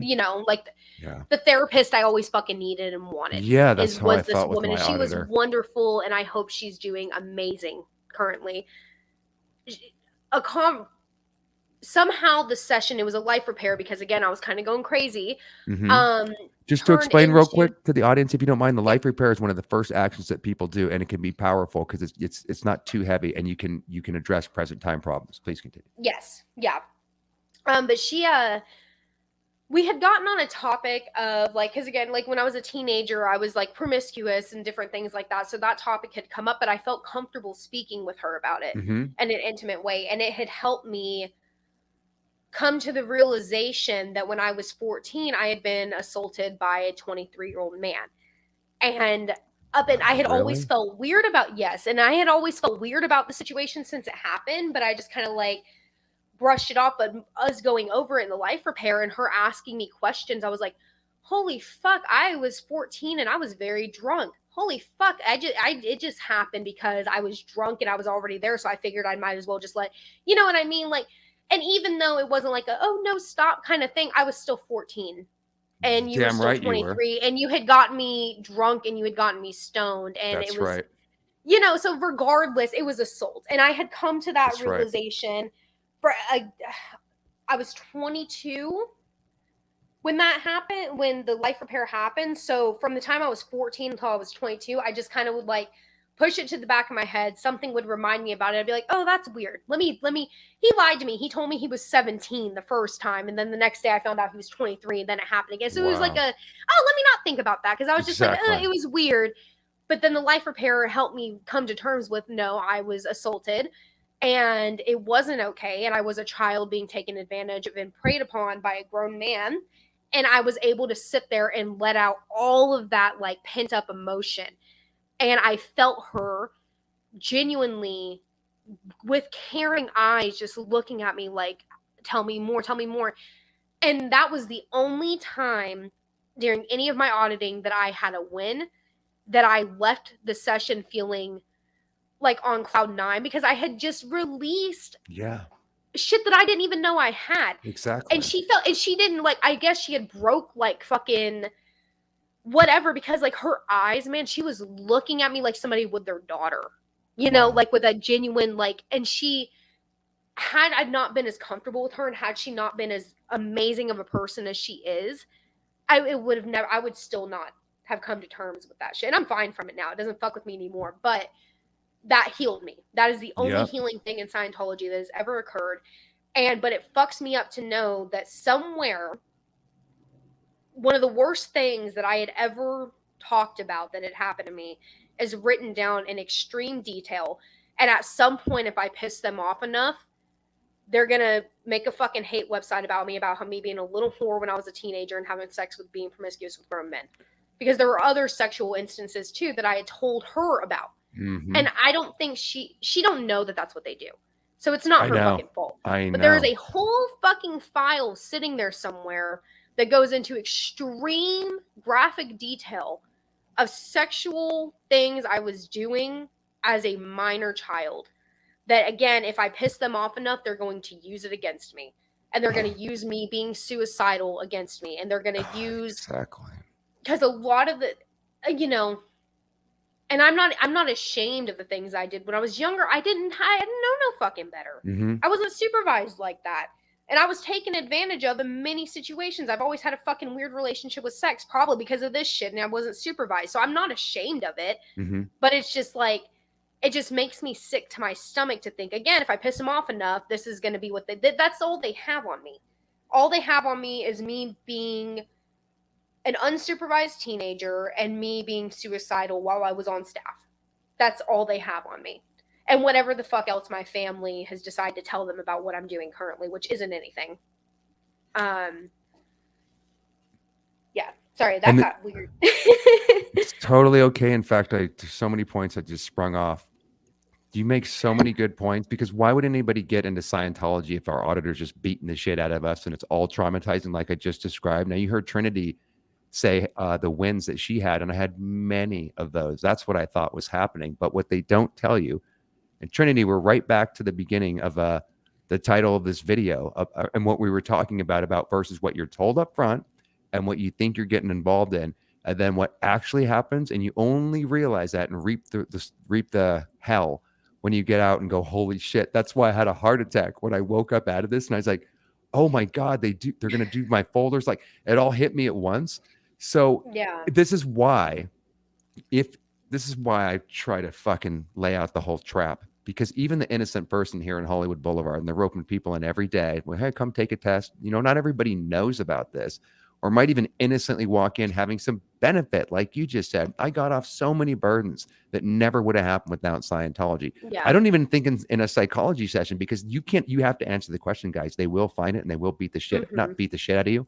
They will prevent you from leaving the session emotionally. That's what I was looking for. You are emotionally entrapped in every step of the way. And exactly. But if you knew that, right, Trinity, would you ever have signed the contract? It's none of it's real. No. And we get wins out of it, like you just described. I mean, how I didn't have. That's the fucking crazy thing, is I was like living vicariously through wins that the older people in my family had. Because me personally, right. So was I. I just thought it was, I like growing up, I thought it was cool because I'm like the outcast. Right? It was like the black sheep of the religions. Fucking and again, they took down the IRS. I'm very anti like IRS. Who the fuck isn't? It's un-American. Well, a lot of people aren't, but I am, because like you, I think they get a lot of seekers and people that are thinking outside the box. That's why it cracks me up when they go, oh, what a bunch of idiots. I'd never fall for that. Well, maybe you wouldn't like step outside the box ever in your fucking life.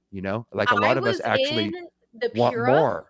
With a dude who was my age, who was like a physics, what was he? He was like a physics engineer or something like that. He worked for fucking NASA, is what I was saying. He had a job for NASA. So these are not dumb people. No. Like me and my family are not dumb. Well, we're not dumb people. We are maybe not be really book smart, but we're very like street smart. And I like some of the smartest people I've ever met were Scientologists. It just goes to show you how easily you can, like brainwashing. Everybody who says that couldn't happen to me, how could you be so stupid? You don't know you're being brainwashed until you're like deprogramming yourself. You don't fucking know that. Now I would know if I'm being brainwashed now. Yep. But at the same time, I could still be because I can still be manipulated, because sometimes people in day-to-day life will do something super fucked up. We'll have a conversation about it, and the end of the conversation, I'm like, well, maybe that wasn't fucked up what they did. And then a couple hours later, when they're not talking to me, I'm like, no, that is fucked up. So I can catch myself being manipulated and brainwashed now. Great. So you don't point. Like, and I wouldn't be able to tell that unless I had left leaving Scientology is what made me not so naive and gullible. You make such a good point. I need to fucking because again, the guy that assaulted me, he told me he was 17 years old. And at the time, no, he wasn't fucking 17. He didn't look 17 at all, but I was 14 years old and I was like naive and not supervised. But in hindsight, you know what I mean? So there's just like I had been fucking brainwashed my whole life. I didn't even know. And I didn't even know, like I was never warned about this kind of shit. But Nobody now I is know. Trinity. We're not taught this in school or anything. I would see what you said and raise you one. Not only are people that say that not had the lesson that you and I learned the hard way, and I'm thankful for that because you don't know when you're brainwashed. That's the funny thing. It's like you You, cannot suss it, and you kind of need a yeah. miracle sometimes to get out of it. So I would raise you by saying that not only is somebody that says that just not aware, I would suggest that they're already been brainwashed and they don't know, because you know what exes wouldn't say that come out of this, or people in general that wouldn't make a comment like that because they've either experienced it before. Look, guys, when we're born into this world, we are propagandized from the schooling system, the TV, every fucking angle. And if you think you're special and you don't have your own belief system that you cling on to, you're fucking delusional, You because do. we're all subject to the brainwashing when we pop out of the womb. So that's the starting point. And then if you're smart enough, you will learn that lesson and perhaps, become your true self and break away from all that bullshit. So someone that says, I would never be brainwashed, what a bunch of idiots. Well, A, you wouldn't know you were brainwashed. And B, nobody in the world could fucking say that, honestly, if you just get right down to the core of what we're talking about. So what religion do you belong to? Do you have a particular political party that you like to follow? I mean, everybody has their fucking ideology, and when they cling Yes. to it, it wouldn't be the last person that would suspect while they watch ex Scientology saying, "Huh, what a bunch of idiots! I'd never fall for that." Motherfucker, none of us were taught this shit. None of us pop out Yeah. of the womb knowing how coercive control works. It's all around us. Sorry for the fiery shit, Yeah. Trinity, but you fired me up No, there. you're I good. just You're get right. so sick of You hearing are the right. idiocy of that. Yeah. So I'll It's get off the so like, pedestal. Sorry, ma'am. no, you're good. I mean, Seriously, we this is just fucking are, retarded. because we went through it. So now we're out, and now we're like, when people are like, "Oh, I would never." Yes, here's the thing, and I know this about me. I'm more self-aware now. I can manipulate people really well. Me And I too. can gaslight I people really well. don't, And I but I can get can. you exactly. I can get you to do what I need you to do. And I I know you catch my can. fucking self doing it. I catch myself doing it, and I have to stop. I have to, like, mentally, in the middle of a conversation, when I can feel myself like I'm admitting to something fucked up I did, but I'm trying to convince you it wasn't that fucked up. I catch myself doing it, and I have to stop. And I have to be like, no, hang on. Actually, no, I'm fucked up. You should quit being my friend because of this. Or I was really pissed off at you, so I said a bunch of shit like this about you, and I'm sorry. I was throwing a fit. Like, that's my bad. Like, I have to do that now. And now, like, my best friend, again, I can gaslight like it's nothing. So I fuck with her, and I like jokingly gaslight her, and she's like, "Oh, stop," because like you're getting kind of serious. I'm like, "Oh my god, okay, I thought we were joking." And that's like what people don't realize, that the people who are saying I would never fall for that, I'm like, dude, I could do it right fucking now to you, and you Oh, wouldn't you even make realize it. such another good point. I want to reach out and give you a freaking virtual hug, because like I'm so tracking with this conversation. It's like, you know what? They make us, my friends, into master manipulators. We come out of these with tools that would rip your mind apart. I'm not proud of this at all, but this is why I'm thankful for my Scientology experience. I learned so much by being in it, and then especially getting out and trying to take it apart. And I was going to ask you about this, Trinity. Like, I don't think that will ever go away. I don't fucking manipulate people. And if I do, it's certainly not conscious. And I try to Yeah, be aware of that. I don't feel like I'm bullshitting anybody. Anybody that's listening, I'm pretty a straight shooter, but yeah, we have these tools, because in order to survive my fucking family, I had to learn how to read their emotions. I had to become a master manipulator. That's probably why I became an actor too. yeah, Before I found out it was really about expressing from the soul. But for the longest time, I could bullshit myself as an actor fairly well, because I was a master manipulator, and I had to be yeah, growing up in Scientology. And when we come out, we have that. That's just why, Trinity, I looked at myself in the mirror, man. My ego got smashed. I fucking cried every day for years. I was like, I need to become a better person, because I'm a fucking piece of shit. I don't yeah, hear a hell of a lot of exes in the community that speak out. I think they skipped that process completely, yeah, man. I mean, I fucking for 10 years, I knew I was a piece of shit. And I was like, I will learn everything I can, because I can't take this pain a second time. So I need to never be manipulated again. I need to know what happened to me. In other words, I need to learn the lesson. And man, so much of my time was spent not beating myself up, because I knew I was victimized and lied to. But since I had the eyes to see and the ears to hear now, I'm going to take responsibility for that, and I'm going to become a better person. And even if it yeah, almost killed me, because I let the emotions roll. I forced myself to watch all the Scientology documentaries, Leah Remini. I cried. Oh, I would make myself go into the pain, and I had a place yeah, to act it out. But we still come out with these fucking tools of manipulation. And I do feel like we are dangerous people in a certain way if we want to continue being a manipulator, because we learned from a fucking master manipulator, Hubbard. I mean, how does it get any better than that? What I wanted to ask you is, what do you have to say on that? And do you feel what I'm talking about, man? Do you, we got some tools, right? Because we had to survive. Yeah, and we can't dude, just, I was thinking, because like today, currently this week, I've been doing a position like in the back of the house, like in the kitchen. I've been doing 2 positions by myself, and I got to work at like 5:15 this morning. And I'm gonna be there at 5 tomorrow. So I worked. Don't let me keep you all night, today. Trinity. Whatever you got to you're roll. good. I literally am fine off of like 3 or 4 hours of sleep. But as I'm sitting there, because my daughter, she has an ear infection, so she's been calling me all day, like saying, "Mom, come home because my ear hurts." My husband took her to the doctor when I got off, so I had to hurry up and produce the shit that I need to fucking produce. And I'm sitting there in high gear. I took maybe 2 15-minute breaks. I was supposed to have a total of an hour's worth of a break today, and I'm just like, I'm sitting there cutting this fucking food and like going fast as fuck. And I'm like, holy shit, this is what I did when I was on staff. But this is now, it feels good now because now I'm about to get all this fucking money. Like, and and you're not hurting people. My work ethic, without knowing it. Exactly. Without knowing it. Yeah, not intentionally, but like my work ethic, I had good work ethic before I was on staff. My work ethic after being on staff, I'm gonna get this shit done. I'm gonna get it done. It increased the shit out of it, right, Trinity? Yes, like I was already the type of, if you're gonna stand there and complain, just get the fuck out of my way. I would rather do it all versus sit there and hear you complain. On staff, that's the attitude. It's like either shut the fuck up and get it done, or go to ethics and get out of my face. Like, quit giving me excuses, quit giving me a sob story. It's not that hard. Just get the stat up. That is how it was. And that's like the thing. I'd be sitting there writing these letters, and like, because you'd have to type the letters, print them, fold them with promo that pertains to what you said in the letter, and then address these letters. And it doesn't sound like a lot, but when you're doing 600 of them, that's a lot. I've done it. You spend half the week typing the shit and printing the shit, and you have to print like 3 or 4 copies of the shit, and then you have to sit there and address it. My hand would hurt so bad, I'd be almost in tears, but I would get the shit done, and my handwriting would look good every single time.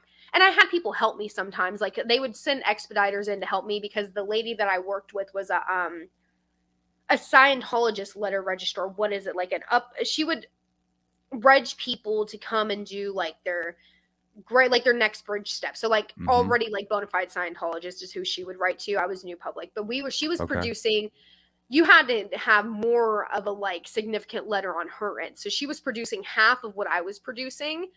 Hers just took more thought. So like she was still, and she was an older woman. She was like in her 50s, maybe 60s. So she like, her producing half of what I was producing felt like what I was producing for her. Does that make sense? Yeah, so totally. They would sometimes, and they would want us to keep that stat up, because when the stats started crashing, our stats were one of the only stats that stayed up stats. So they were pushing as many people to come help us get these fucking letters out as possible, because I was getting responses. Even if it was, I was going to ask you about that. I'm going to keep that in mind. Yeah. So that. Any response is a reach. You don't quit writing to somebody unless they threaten to get a lawyer involved. If they respond to you, even if they die, Trinity, even if they die, you don't. You can still write to them. I had to ask people if they had a death certificate to prove that they were dead, or we were going to keep writing to them. Yes, dude. I didn't know about that. Yes. What the fuck? And just to clarify real quick, guys, what she's talking, just to keep the audience up to speed, because they're going, what the fuck? Yeah. First of all, what she's writing about, letters out, that's the most important statistic. Outflow equals inflow. So this is a really important post. I spent hours doing the same shit, Trinity, writing all the letters and shit when I was like in trouble, and just when I was on staff. So it's letters out, and nobody's dead file. It doesn't matter how long they've been off lines. It's exactly like a narcissist. And what HG Tutor will tell you, once they own you, you might have left their life, but they'll circle back 10 years later to do what they call a Hoover. So you're never out of the psychopath's life, even though you left. So that's the way Hubbard treated it. I just wanted to give some groundwork that you're not bullshitting. Everybody's always a prospect. Even if that's why you should never give them your number, never take a personality test. Even if you whatever. I'm getting on a rant. If you go on the website and you sign up, like, send me more information. And you send in an OCA, they're gonna call you about that OCA. Like, literally, what happens is any response is a reach, unless they are being completely in theta, like entirely in theta. And so HCO reads the letters first. And if it's super in theta, or if they're saying, and I know now, like if they're talking about Interesting. sensitive information that could wake you up, they Mm-hmm. keep the letters. They don't even let me see it. But Very other than that, if interesting. somebody responds to me, I have to write back because it's a reach. Even if they said, Trinity, fuck you and eat shit, they're still, why would they respond if they weren't reaching? If So they what didn't would it want it? take, Trinity, for what were you told Them and what were you trained talking, on? What would it take? if they're dead and they can prove that the person died, because my So husband was the ridiculous. CF clerk. So he would have to do the research, so to speak, to see if this person's actually, like, if they're, to find, he would have to find new email addresses, new phone numbers, new addresses, and figure out if these people are dead. That's kind of like what he did. And there was That's like, crazy. whatever, that's basically what he did. And so to me, to be dead filed, you would have to sit there and probably, like, now I know, like, name drop Leah Remini, going clear and shit like that, Would or that just work? completely. What advice would you Yeah, have if if they, somebody like, got now mail I and they want to get know, out their because mailing I address? got a letter that said you guys are a cult, but that's all it said, Mm-hmm. basically. So I was able to be like, oh my God, it's not a cult. Why don't you come in and Right. see it for yourself, kind of thing. So it wasn't super in, like, it was in theta, but not like super. They didn't say anything that would like wake me up. But now I know, because I've gotten, okay, here's the fucked up thing that would piss me off. My letters out stat was always like, what's it Enormously called? high? It was, but what's the fucking word for it? Upstat? There's normal, and then there's Affluent? affluence. Yes. Power. So Yeah. yes, it was like my stat had gone to power a couple of times, but affluent, it was always normal and up. My letters out, my letters in, I think the most I got back in 1 week was 6. And this is what would piss me off. I would write to like my aunt, who's not really in Scientologist, and her kids, and I would Mm-hmm. call them on the phone like, hey, please write me back so my stat can be up so I can get paid more. Oh And they my would, and God. my friends would do that Of too. course they would. I had my friends do the But same shit when I was I upset. remember 1 week I would have been up stat, but I guess I got a couple of letters back that were in theta that I couldn't read, so it Mm-hmm. didn't count. And I'm like, why does it not fucking count? If they wrote back, That's didn't they? madness. Why does that not count? Oh, because I can't read it, and I can't, like, we can't benefit from it because of the, like, HCO can't turn it over to me. You know what I mean? Give me the That shit used to stat. make me God so damn it. I mad. need to eat this week. That's what I'm saying. And like, I mean, Oh no, it my was greed God. on my end too, because when we were It's making money, all we were making money. festering on each other. It's Yeah. just such, I cannot believe this conversation. And then with Chris yesterday, it's just when I think I it can't get any madder. It's so healing to talk about this, Trinity, because man, I forget about this stuff. And every time I hear it, it does something to, you know, how we're supposedly relieving charge, in auditing sessions Yeah. and by doing the courses, I'm This literally is relieving actually that. charge. It Like, really this is, is man. real life in real time doing it. It really I fucking forgot is. about, I remember whenever I texted you and told you what I wanted to talk about, I Mhm. thought that it would be cool to talk about this because I forget Yeah. so much of what it was like to be on staff, and then sometimes things will like re-stimulate me, and I'll be like, oh Mhm. my God, like I'm working like a fucking dog for now, and for what? Because it would like take me back. Like now I'm in a position where, the employer and myself mutually benefit from each other. Yeah. So I'm there to do exactly. a job for you so you don't have to. You're there to pay me. I'm going to take the time off that I want. And if you're not willing to accommodate that, I will go elsewhere. So it's all transactional for me now. Exactly. And Yes. I demand my time off. Like I'm going to fucking Vegas in like 10 days. We're going to Vegas and then we're going to Arizona and we're going to be gone for a week. And I just took a vacation, like a Good 2-week for you. vacation. And thank you. You could never do that on staff, and you'd have to No, and that's CSW for every it if you time. wanted to. Yes, and they would probably say no, especially with me. They would have Exactly. said no because I was in towards the end, I was getting in lower so much because I was like, I was starting to question things without outwardly like questioning things, but I was being a shit and I was interpolating everybody. And I had this look on my face all the time. And I started asking my office mate more questions about like Dave Miscavige and his family and L. Ron Hubbard and shit. Cause like my brother told me that like David Miscavige had a wife and she was Mhm. missing, and then I found an opportunity to ask her because she had been in. I didn't know he was married. A lot of people my age didn't even know the dude was married because when she was in the public eye, we were little kids not paying attention. When Exactly. she went missing, there wasn't nothing for us to miss. We wouldn't be able to tell her in an old That's replay of an another great event. point. So when my brother told me that, like I was, oh my God, I didn't believe him because I had never Yeah. seen it. So then I asked her because she was in the Sea Org in the 70s and shit. And as soon as I started asking more about like David Miscavige, like, family background, now knowing because most of his family is like fucking declared. Mm-hmm. She was just like, "Why are you crying?" As soon as I asked, like, "Where's he married?" She's, "Why are you crying so hard?" Like, Why are literally you took even off her asking? glasses and was like, she was like looking at me like for over her glasses, like giving me very vague answers. And then as soon as I said, "Well, was he married?" or something along those lines, she sat back and she took off her glasses and she's like, "Why are you crying so hard?" And I was like, "He's our leader. I'm curious. Can I not be curious?" And she's like, "You can be curious, but why him? Like, why are you asking about his family?" Something along those lines. And then she just didn't talk to me for the rest of the day because we worked with his twin sister's daughter Mm-hmm. and one of his nephews. So we had people who like knew who were his Really? actual family, like his twin sister. What's her fucking name? Denise, I Debbie. Her name is like, Flo was David's. I don't know the names. I I can't pull them think out of my it's, ass. I could probably look it I up. bet you in the Well, I don't. comments, guys, if you know the David Miscavige's sisters, and Alonzo will I'm know. pretty sure it's his twin sister. Her daughter worked with Denise, me. maybe. Denise Gentile, that's her name. Her daughter. I'm not going to say her daughter's name because she never did Sure. anything to me. But I worked with, and her daughter was perfectly fine. Like a lot of the people that I worked with were perfectly fine, and they were super sweet.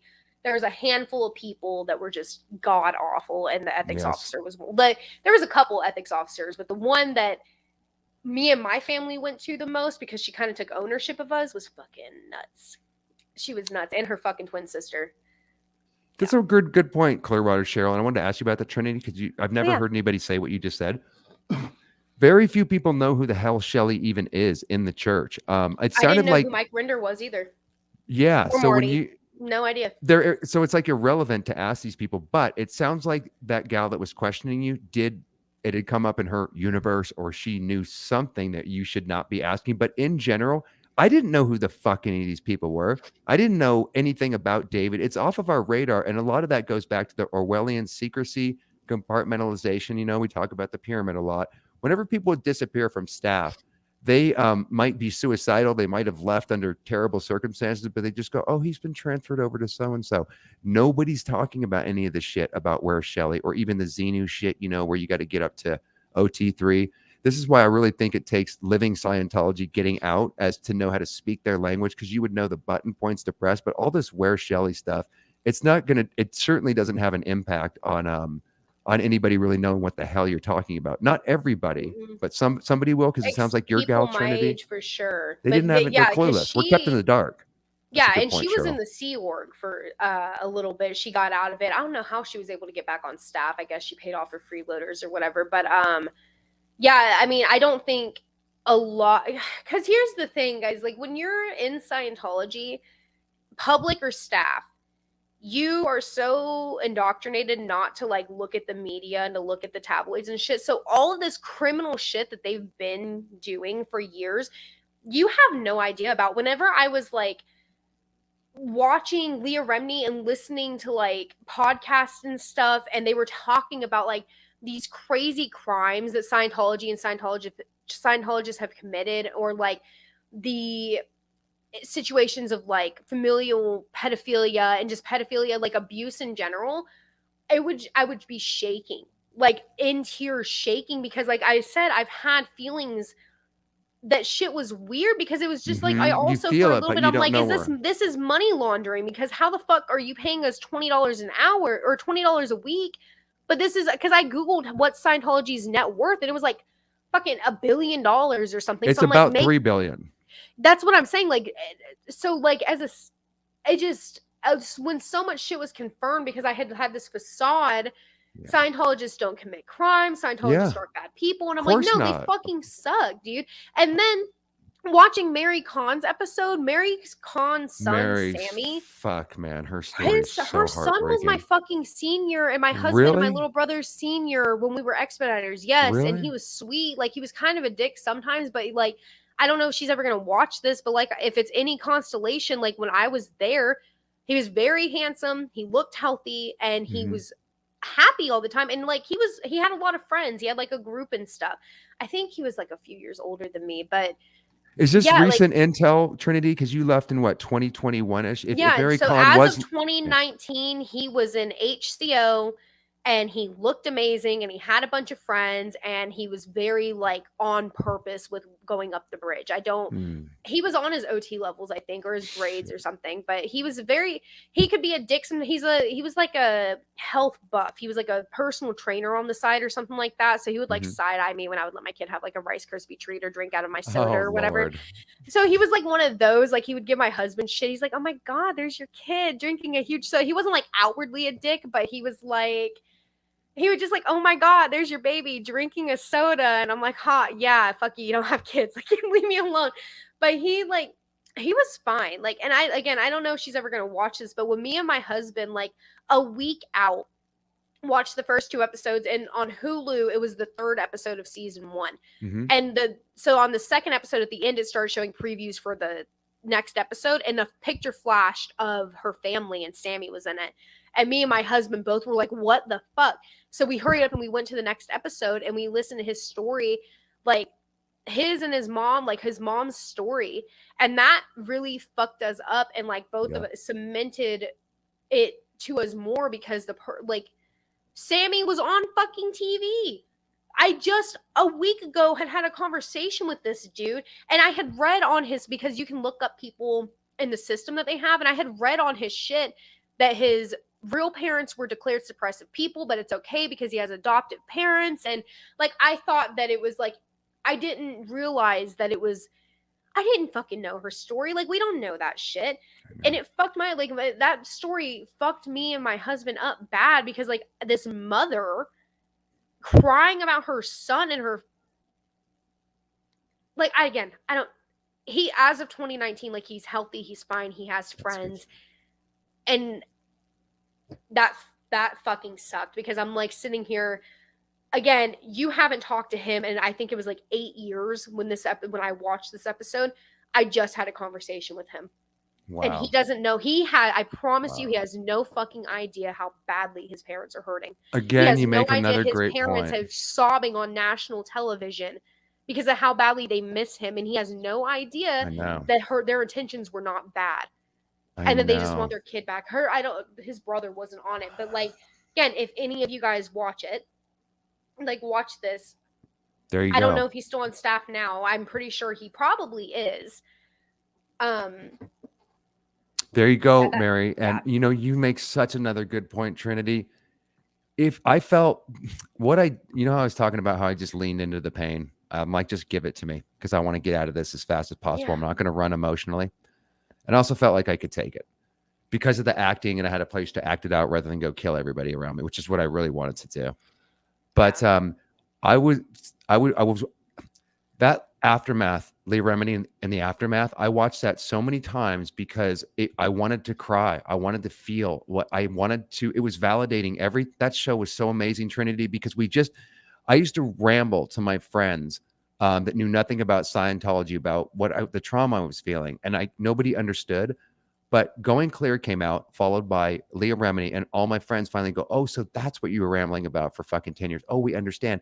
And the Scientologists don't know, just what Trinity said. They don't know. My parents didn't know that they're hurting me. We don't know any of this. Again, we're kept in the dark, and we really think we're helping mankind. It's because of the compartmentalization, which we've been talking about throughout this episode. So if there was any Scientologist, I feel, that accidentally or on purpose, or it got snuck to them, they could hear Mary Khan's story, they could hear all the stories on the Aftermath, it will break them. In fact, I was talking to my friend about he won't watch it because of how traumatizing it is, and it's bad, guys. I mean, I don't know if you've seen it or not. If you're an ex and you've watched it and you're anything like me, it fucking hurts to watch that. But that would open up the eyes, don't you think, Trinity? Let's just say it'll probably never happen because how do you even get access to TV and all that shit? I mean, but if they watch just Mary's story and all the stories, really, do you think that would break them out of it? If you had a program Scientologist that just sat down and watched season 1 of the Aftermath, don't you think there was no way they would? For me, again, I had already had doubts, and as soon as I left, like, I started going online and looking at shit, but it really, really hit home to me because this is somebody he was my senior. I reported to him for a period of time. We would say hey to each other in the halls. He would come, like, we spoke, not like in great depth on a daily basis, but we were there at the same place 7 days a week. And I wouldn't consider him a friend, but we were acquaintances and we were friendly and we could have like a lighthearted conversation together. So seeing his mom and his dad on national television, and then I'm going back and like mentally trying to like think, like, does it weigh on his heart every day that his mom, that he doesn't have his family? He Like, it's doesn't his know though, mom, his right? brother. It weighs on him, but he doesn't Yeah, like, know. He doesn't know. He he thinks he's doesn't doing the know, but right that's like, thing, right? that's what makes me think, because sometimes sometimes people there, they will just zone out and they'll just look, like, I'm sure you've seen, they just kind of longingly like Watch look over the around. rainbow. There's that Yeah, zoned out look. yeah, and it's like sometimes, like, whenever I would see people do that, like, now that there's been, I've heard Sam, like, his family story, and then that lady that we were talking about the other night, Sheila or whatever, who was the recording on Tony Ortega's channel of her getting declared at flag, and That's she so was name brutal dropping a bunch of last names that you of knew. people I was brushing shoulders with, and one of the boss shops almost fucked me and Pete financially. Would have fucked us to the point where we'd have to declare bankruptcy. It didn't happen, but that, like, her listening to her be declared and hearing that ethics officer, because he sounded exactly like my ethics officer, And and Laura's, watching he sounded Mary. just like Laura's dad that we were talking about Yes, earlier. They all yes, have the and same then brutality. Sammy's parents, like Mary Con's, I'm gonna refer to as Mary Con's story. She, like, that, like, it fucked me up. It fucked me up, but it woke me up, and it made me realize, like, yeah, everything people were saying online, it aligns with what I was thinking and feeling. Right. But until I heard people real life name dropping and telling stories of people that I just spent every day of my life with for a year and a half, it just made it that much more real to me. Absolutely. And it's just, no, That's it's what Aaron says too. I didn't, when I interviewed Aaron, something came up like that, and he says, "Well, just the fact that people in the cult know me, and I try to be fair and lay out this information, that alone, maybe that's the thing, Trinity. Like, we don't know if the stories are true or not on the aftermath going clear or whatever, but if you know somebody that's in the cult, that could also be a triggering thing to listen further, because what we do, my friends, is we would shut down. We would not, none of the Scientologists are going to watch Leah Remini because we know they're talking bullshit. So I think you got to hit the heart, right? That might be knowing somebody. Oh, I knew Aaron. Didn't he used to be in the cult or whatever? Oh, Trinity. And then just like you said, Trinity. Oh, I knew so-and-so. That can maybe open up the heart. And I swear, if anybody watches that's coming out of Scientology or is in Scientology and accidentally watches that, they probably will recognize someone high up in the cult. Wait, didn't Rinder used to be what? He's out now? If you can just get past that mind control, or however you penetrate it, from there on forward, all the videos of ex-Scientologists, Leah Remini, going clear, it's all there. And then, if Trinity, the process, you just suck up that information and watch everybody's videos for weeks, months, years, and you're like, what the fuck? And everything's a new revelation. Hubbard was into the occult and he was like beating his wife. What are you talking about? Like, it's just this whole, and then you read all the books and everything. I spent like all of 2020, like, I was obsessing over it. Like, I was obsessing over hearing every bit of Scientology content. And then it got to a point where I felt like people were just like money grabbing a lot of shit, like telling, and That's true. It fucked me up, because I'm like, well, I'm still hurt. Like, this is real for, like, not to invalidate anybody, but whenever I felt like it was a bunch of money grabbing, I was like, it turned me off. Then I was like, okay, I don't want my whole personality to be this anymore. Amen. So then I would go through phases where I would be like, oh my God, this would make a really sick video. Let me talk about Shelly's disappearance. And I'd be like, oh my God, what am I going to say that hasn't already been said 1,000 times? But then whenever I would get in these periods where I would want to make a video about like a subtopic of Scientology, I would consume a bunch of anti-Scientology content. And then it would revitalize my, oh my God, I need to tell my story. So then I would sit down and try to film my story, and then something would happen and I wouldn't fucking do it. But that's also like watching, like, when Aaron started uploading constantly, it started like revitalizing, invigorating you to start going down even more of the rabbit hole. Let me fucking, if he can do it, like, let me just, like, it'll piss them off if I talk about my story. Maybe I can help somebody. And then I let out my story, and then I started watching. I binge watched your content for a good 4 days before I ever reached out to you. And I watched all your stuff too. Yeah, and that's why now we're sitting here doing this, and this is like the fifth or sixth video. So amazing. And now, like, and I've had people from my time in Tampa reach out to me because they are under the radar and they've seen Aaron's channels and they saw me on it, or they saw your channel and they saw me on it, or that Ian Rafluka, I can't pronounce. I can't pronounce it either, but Dr. Berg, whoever the fuck Dr. his Berg's son, keto. Yes, he had, I guess, had shared something, and somebody from back in the day during my time in Tampa had seen it and was like, holy fuck, that's Trinity. So they went, they started watching my shit, and then I got like really weird random emails at like fucking 3, 4, 5 in the morning, and I'm like, and they started name dropping like my family. They still had my phone number from when I was on staff. And I was like, I was freaking out because I'm like, is this genuine, or is this them trying to get in with me, get my personal information? And it's genuine. But it's like you said, and they even told me that watching Sammy, like Mary Khan's episode, when they saw Sammy, they were like, holy fuck. Because again, this is somebody we saw every day, and they were on staff longer than I was, and they were on staff, you know, they're under the fucking radar right now. And so I want to kind of steer away from that topic because I don't want to accidentally give up. But again, so that's what I'm saying. Like, people you wouldn't even think are watching, but that person's the only person that has reached out to me. And I already had a feeling that there were people from my time there that were watching my shit, and that I was coming up on their stuff, because a lot of them were subscribed to me and followed me on all my social media. So once you're on, unless you block the social media, once something is on your algorithm, it's going to take a lot of work for it to completely erase from your algorithm. So once I was on their shit, I'm bound to come back. So all I can think of every time I lose a handful of subscribers, it's people from Tampa who were subscribed to me, saw my content, and whether they watched it or not, now that doubt's planted in their head. They may have blocked me, they may have unsubscribed, but that they're always going to remember Trinity was on YouTube talking about Scientology, and they're going to watch it. So now it's been confirmed to me. Now I already had a feeling, and now one person has reached out to me, and I can only imagine.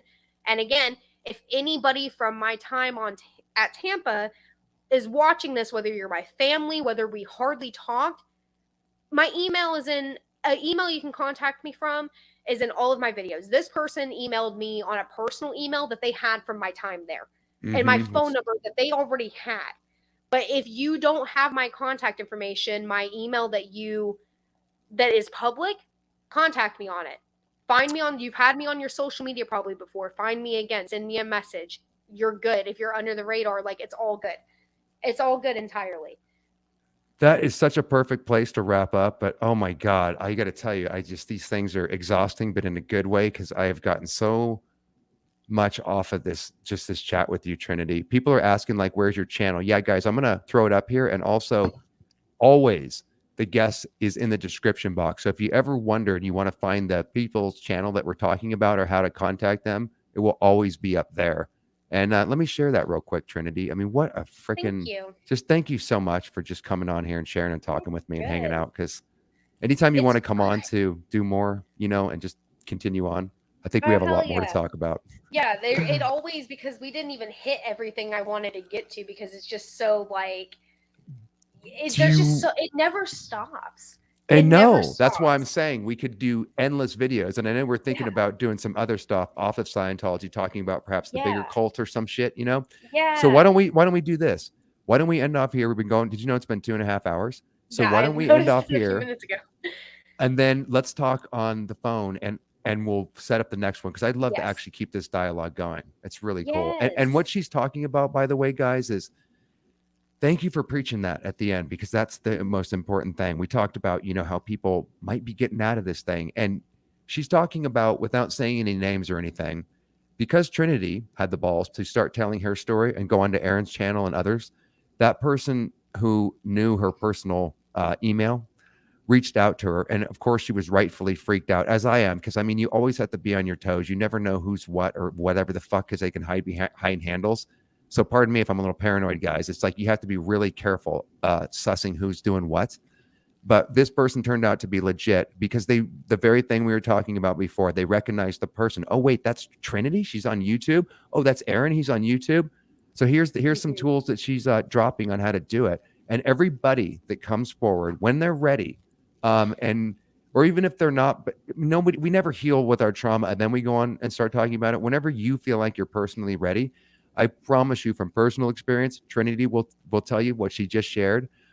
There are people that are watching that know us and that we can help them get out simply by speaking out. Even if you never hear a success story, even if this person never leaves a comment, know that people are watching. And whenever you feel like you're ready, there's plenty of platforms to come speak your fucking truth. And it's almost guaranteed to bring more people out. Maybe that's the way we do it. Warn people and get people out. Point? Yeah, please. If you reach out to me and you're on the fence about shit, you don't have to contact the Aftermath Foundation, or you don't have to make a fucking post, a video, none of that. If you just want somebody that can share some common ground with, that you knew personally, that is doing something like getting out like you want to, if you just need a fucking friend, dude, even if you still identify as a Scientologist and you still want to be a Scientologist, fine. Perfect. But I would rather you contact me and let's share some common ground so you don't fucking kill yourself, dude. Like, that's all. I'm not going to convince you to get out of Scientology. If you want to be a Scientologist, be a Scientologist. I'm not here to convert anybody onto the other side or anything. Amen, but if you just Trinity. have some questions or you just want to talk. You don't even have to tell me who you are. We'll be on the phone for hours, because this person wasn't going to tell me who they were, and that was fine by me. Like, I would literally rather, even if you're still inside, like, I just don't want nobody to kill themselves, man. That's feel you, and I would. All it is.